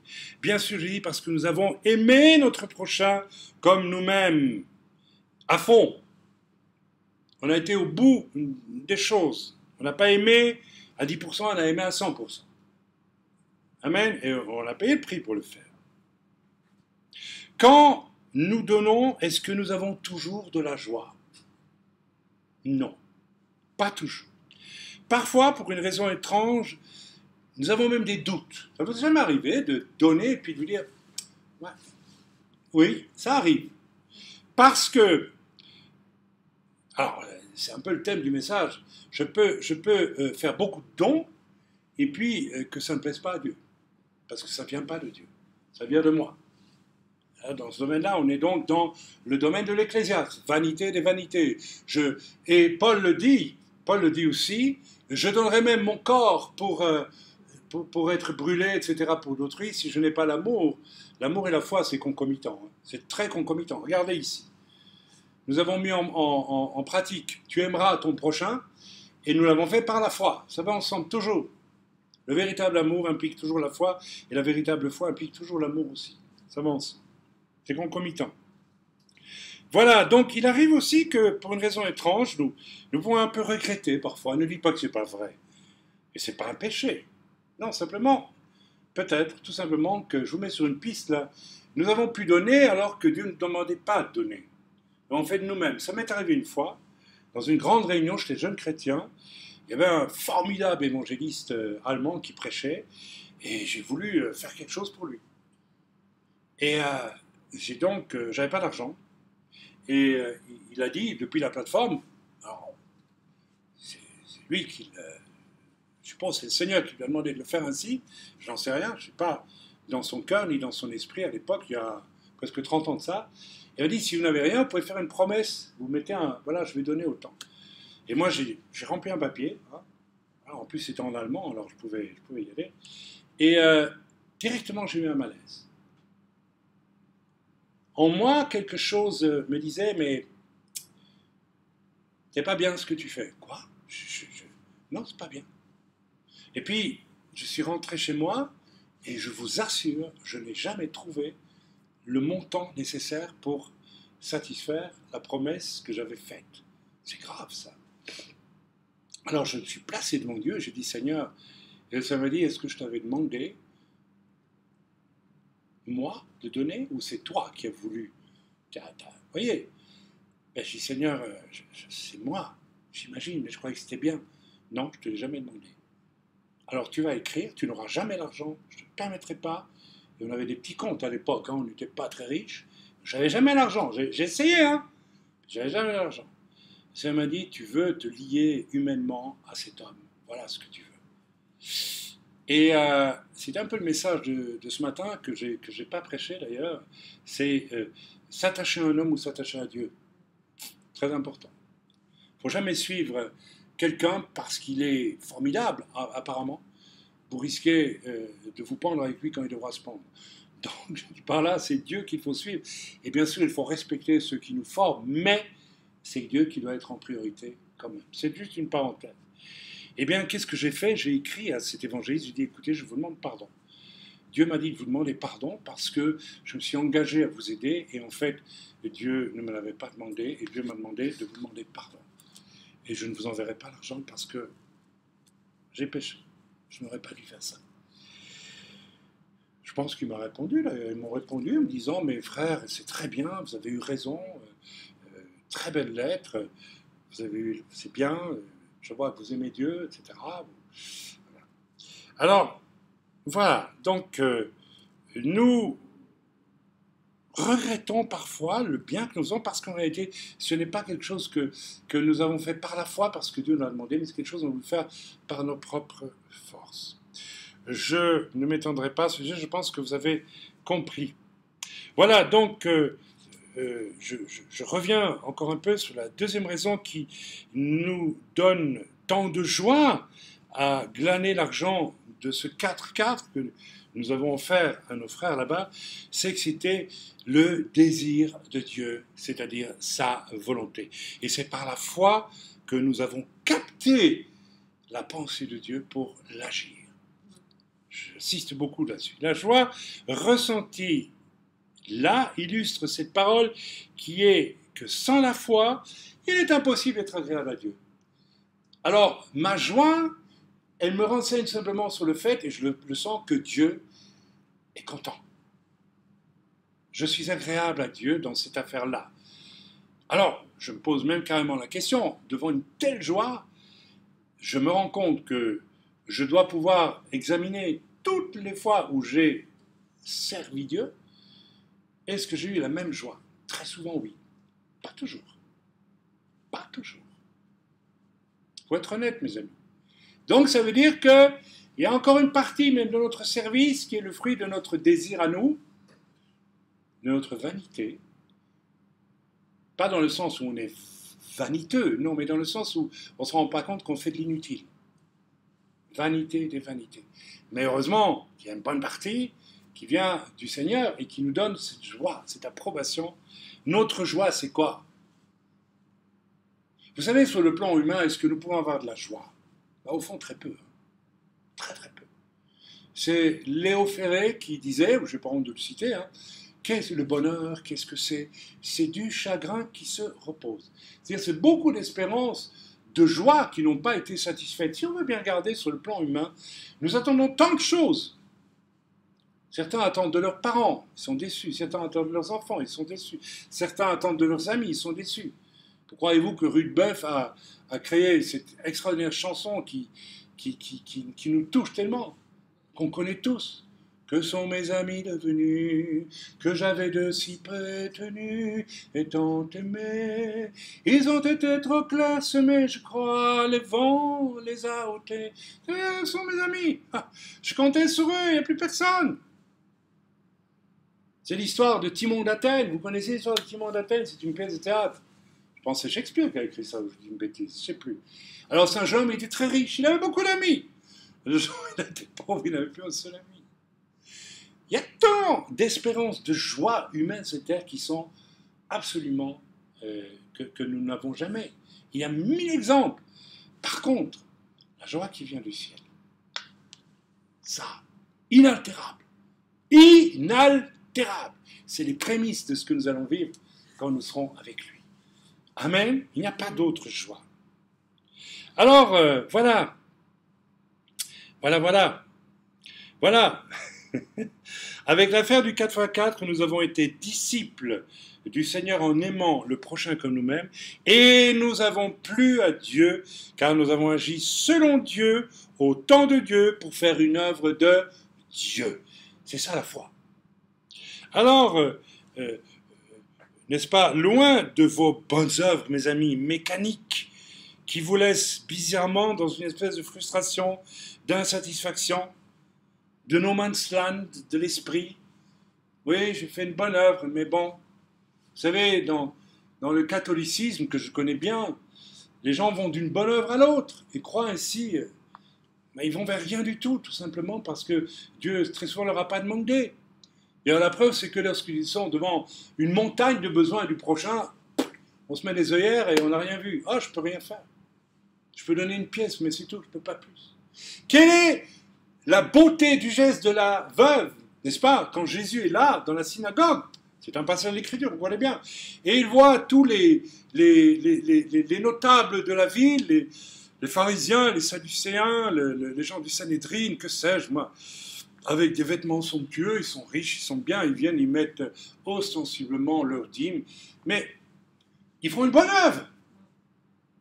Et puis vient une petite veuve complètement, on la devine, elle ne doit pas être très, elle n'a pas grand-chose. Et par la foi, elle va mettre une pite, c'est-à-dire une toute petite pièce. Alors c'est pas que ça lui coûte plus que, oui, ça lui coûte beaucoup plus. Mais par la foi, elle dit, cette pite-là, c'est Dieu qui me demande de la donner alors que j'ai rien. Mais je vous assure, cette pite-là, parce qu'on devrait suivre le circuit de l'argent quand il est donné et voir le travail qu'il fait. Vous savez, il y a des fortunes qui se perdent en bonnes œuvres. Vous pouvez donner de bonnes œuvres à certaines organisations charitables, il y en a plein aujourd'hui dans le monde. Et puis, curieusement, parfois quand on suit le chemin, D'abord, il y a la moitié qui se perd en chemin pour payer des intervenants de toutes sortes. Et puis quand ça arrive sur place, c'est encore détourné par le pouvoir du pays en question. Hein, non, bien sûr, ça existe. Et puis finalement, ça arrive même dans les mains de certains terroristes. Ouais, oui, oui, oui. Vous avez donné de l'argent pour secourir des pauvres à Gaza ou... Oh, pardon, je n'aurais pas dû le dire, mais je l'ai dit. Ou ailleurs. Et votre argent va dans les poches de qui? Écoutez, moi je connais ce pays depuis presque 40 ans, pas 40, mais pas loin, ici. J'ai connu, n'est-ce pas, quand on descendait de Jérusalem vers comment, Yam HaMelach, la mer morte, il n'y avait rien à gauche et à droite. Aujourd'hui, il y a une immense autoroute et puis il y a des palaces dans les territoires palestiniens qui n'étaient absolument pas là il y a 20 ans. Mais alors, je vous assure, des palaces, des maisons qui sont à elles seules comme une petite ville, avec piscine et... Je ne sais pas où ils sont allés chercher l'argent. Je dis ça en passant. Donc c'est très important je reviens à ce que je disais. Alors, est-ce que vous n'êtes pas un peu lassé après m'avoir écouté? Ce serait une bonne chose, de vos bonnes œuvres mécaniques qui vous laissent bizarrement dans la frustration. Amen. Mais est-ce que vous êtes plutôt désireux de vivre une plénitude par la foi, une plénitude de foi, ne serait-ce qu'une fois? Et je vous rassure, c'est la première fois qui compte. Parce que si vous le vivez une fois, vous le vivrez des centaines de fois, des milliers de fois, une éternité de fois. Parce que les actes que nous posons par la foi, c'est ce que nous avons commencé à lire dans Hébreux 11, nous mettent en relation avec ce qui est éternel, avec ce qui ne meurt jamais. Donc la foi est quelque chose de bien plus important que l'obtention de quelque chose, n'est-ce pas, etc. C'est beaucoup plus profond, ça va bien au-delà de cela. Amen. Pour cela, mes amis, eh bien, il faut oser, premièrement, le pas de la foi. Et pour ça, il faut déposer ses armes humaines devant Dieu. Reconnaître l'échec global de notre vie, n'est-ce pas, qui consiste à vouloir fabriquer quelque chose par nos propres forces, par notre propre justice, par nos propres moyens intellectuels, physiques, artistiques, tout ce que vous voulez. Ça s'appelle quoi, ça? Ça s'appelle se convertir. Passer d'un régime de ce que j'essaie de fabriquer par mes propres forces. Vous savez, comme tout le monde, j'ai été enfant et j'ai eu un papa. J'avais un papa extrêmement cérébral, extrêmement intellectuel. J'étais un insulteur. C'était un homme qui faisait un travail, et puis c'est un excellent enseignant, excellent pédagogue, très bien alors. Talent, mais ça n'a pas empêché de faire 2 dépressions nerveuses massives. Et au fond, ce n'est pas à moi à décider, c'est à lui devant Dieu. Est-ce qu'un jour, il a déposé toute la force de ses moyens dont il était fatalement fier quelque part? On ne peut pas. J'ai jamais rencontré un agriculteur performant qui n'est pas fier de ce qu'il fait. J'ai jamais rencontré un artiste qui n'est pas fier de ce qu'il fait. J'ai jamais connu un écrivain. Une des raisons pour lesquelles le Seigneur m'a dit, quand je suis venu au Seigneur, tu n'écris plus, tu fais plus de théâtre, tu dessines plus, tu ne peins plus, là, pourquoi?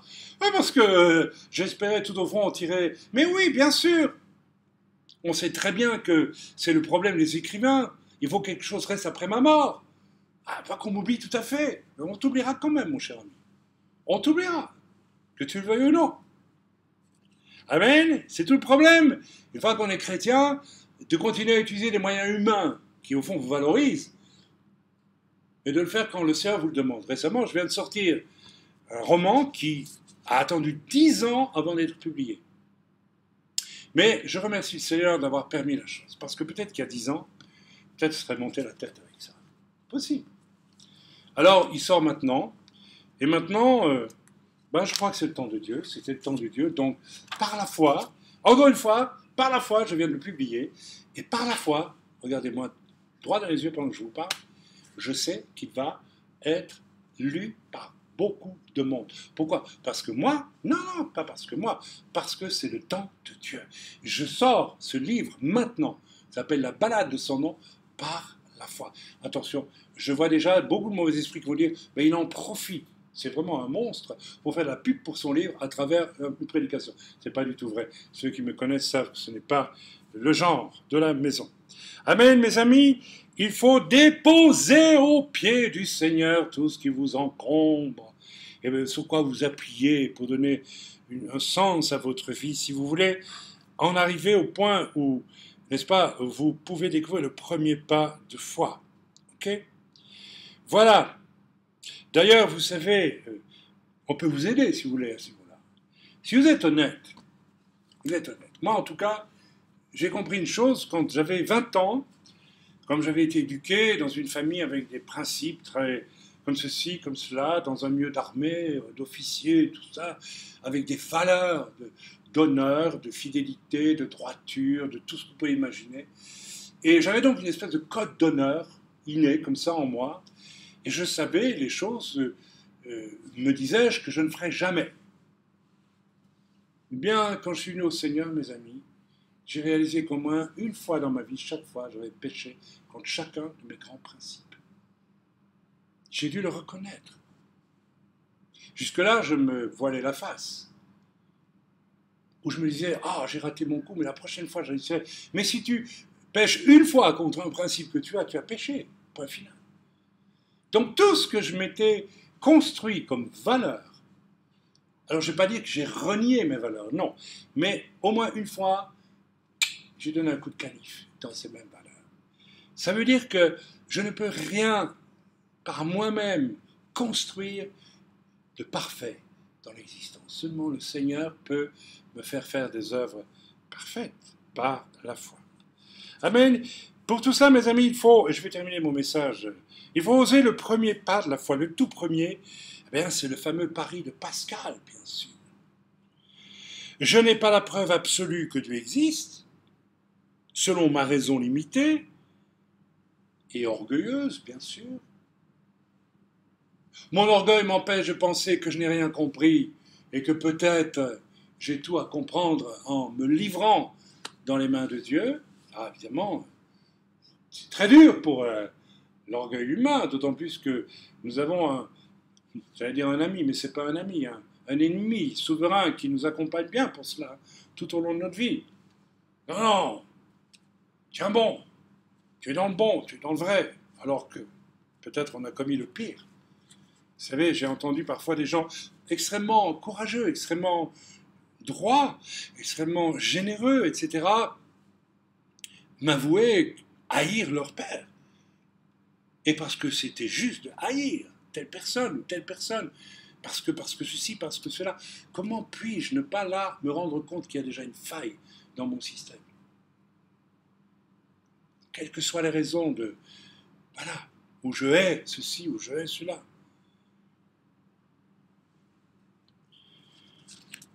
Il faut oser le premier pas, mes amis. Le premier pas de la foi, c'est la conversion, tout simplement. Vous allez me dire, mais qu'est-ce que ça a à voir avec tout ce que vous venez de dire? Nous sommes chrétiens. Est-ce que vous êtes tellement certain que vous êtes chrétien? Est-ce que vous êtes tellement certain? Dans quel univers vivez-vous?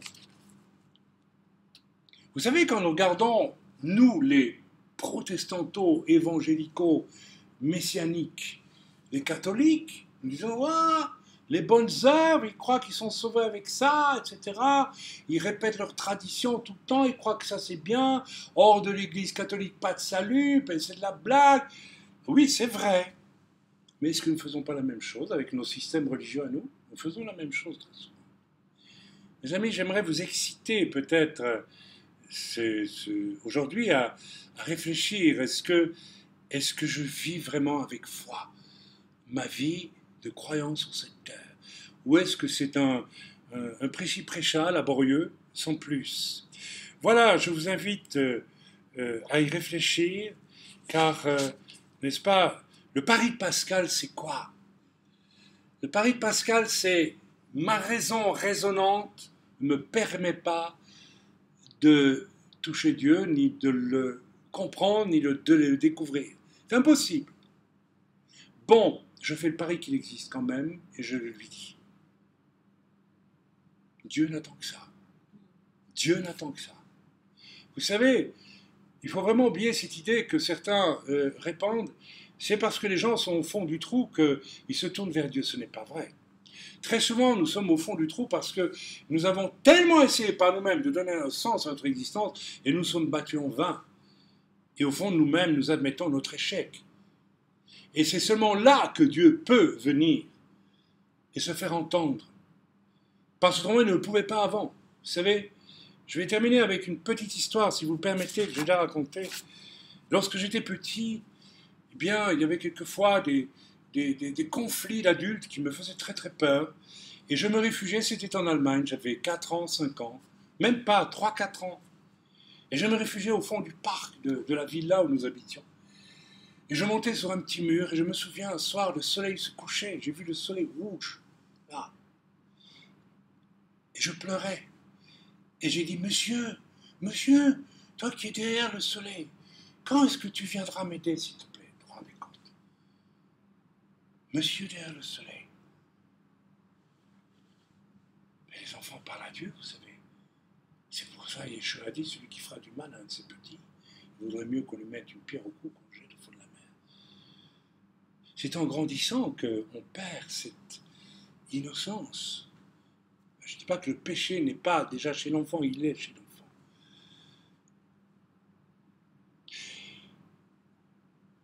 Et 33 ans après cela, 30 ans après ça, je devais avoir 3 ans quand c'est arrivé.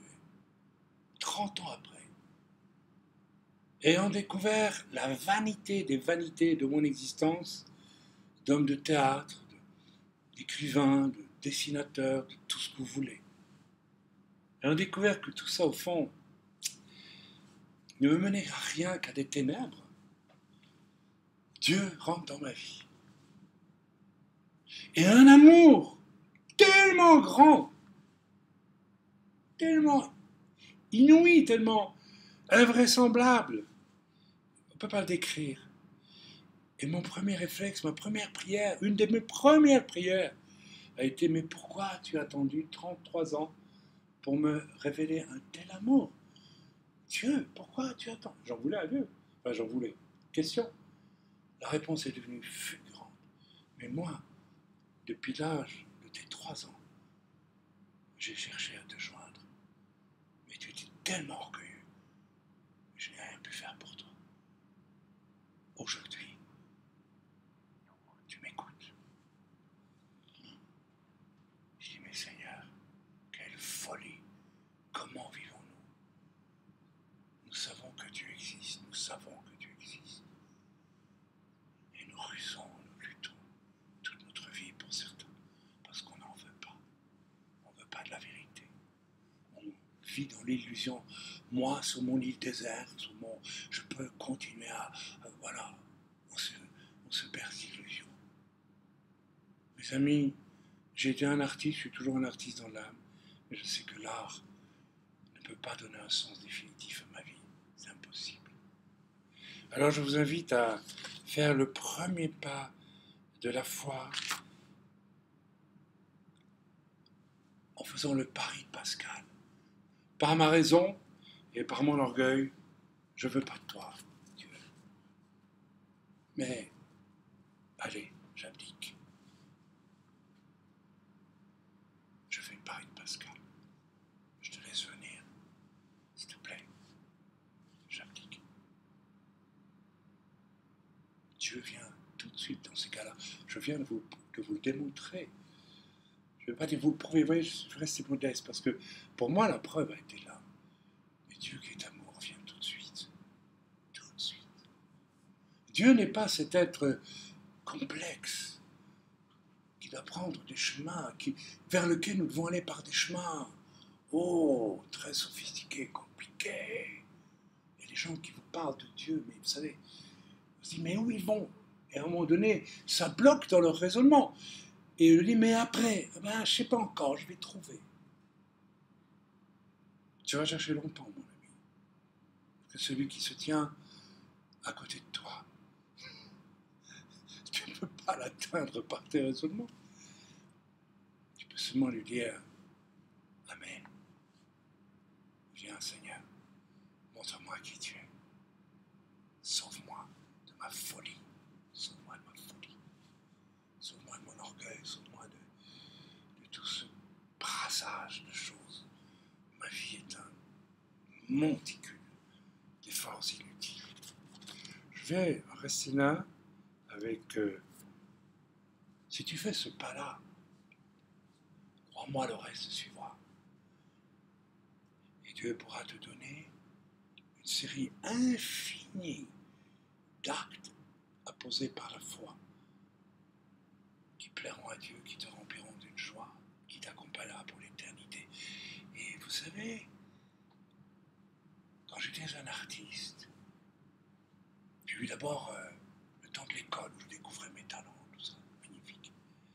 Mais quand il s'agissait de, comme on disait, de créer quelque chose, il y avait toujours une insatisfaction. Hein, tu sais ce que c'est. Il y a quelque chose qui manque.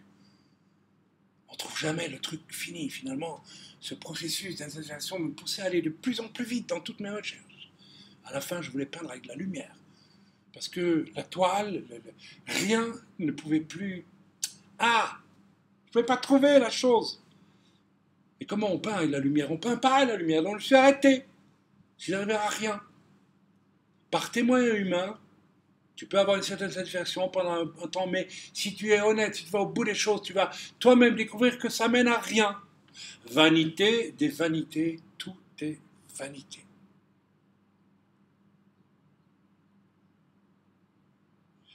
Le premier pas de la foi qui nous réconcilie avec Dieu nous met au bénéfice immédiat de la venue du Saint-Esprit, grâce auquel je puis vivre avec foi, par la foi, en étant agréable à Dieu. Et il n'y a rien de meilleur que de savoir qu'on est agréable à son Père. C'est la plus grande joie qu'un homme peut avoir. Vous savez, quand vous lisez les biographies de beaucoup d'hommes ou de femmes, vous découvrez tout de suite, très souvent, ah, je suis déçu parce que je sais que mon Père n'a pas pu être fier de moi. Nous avons tellement ce besoin, qui est un des besoins de n'importe quel humain, quel que soit notre Père d'ailleurs. Ah, si mon Père est fier de moi. Vous vous rappelez là que peut-être jamais votre Père vous a dit c'est formidable ce que tu fais là. Mais quand il vous l'a dit, ah, quelle joie. Mon papa est fier de moi. Vous savez, je termine là-dessus parce que nous avons besoin d'une relation avec un Père dans les cieux. Dans le livre de Marcel Pagnol, La gloire de mon père ou le château de ma mère, je ne sais plus. Vous avez le petit Pagnol qui va à l'école, son papa est instituteur, et le petit Pagnol est un petit très avancé. Et il le lit avant d'entrer à l'école. Et puis un jour, l'instituteur de papa écrit au tableau « Le papa aime bien son petit garçon ». Et alors, il y a le petit... je ne sais plus ce qu'il dit, le papa, il dit, vous allez écrire cette... mais voilà, donc il n'a peut-être pas réfléchi, le père, quand il a écrit ça, et le petit, au fond de la classe, il lève la main et dit, ça veut dire que tu m'aimes bien. Tcha.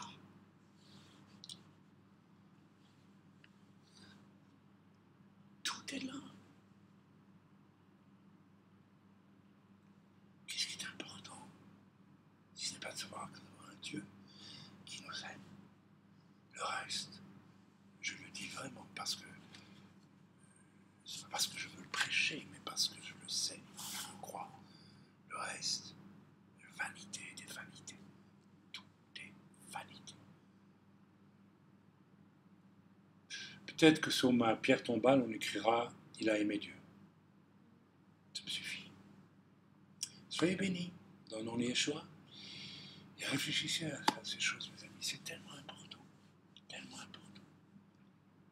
Je vous laisse avec beaucoup de joie. J'espère que nous verrons la semaine prochaine, si Dieu me prête vie. Autrement, eh bien, si je suis plus de ce monde, eh bien, je demanderai peut-être à ma femme de mettre « Il aime à Dieu » sur sa tombe, c'est tout. Peut-être même pas prénom, non, il aime à Dieu. C'est suffisant, non? Le mieux possible. Et Dieu l'aima. Dieu l'aima. Dieu vous aime. Dieu nous aime. C'est pas simplement une histoire de roman pour jeunes filles. C'est autre chose. Voilà, soyez bénis dans le nom de Yeshua. Amen.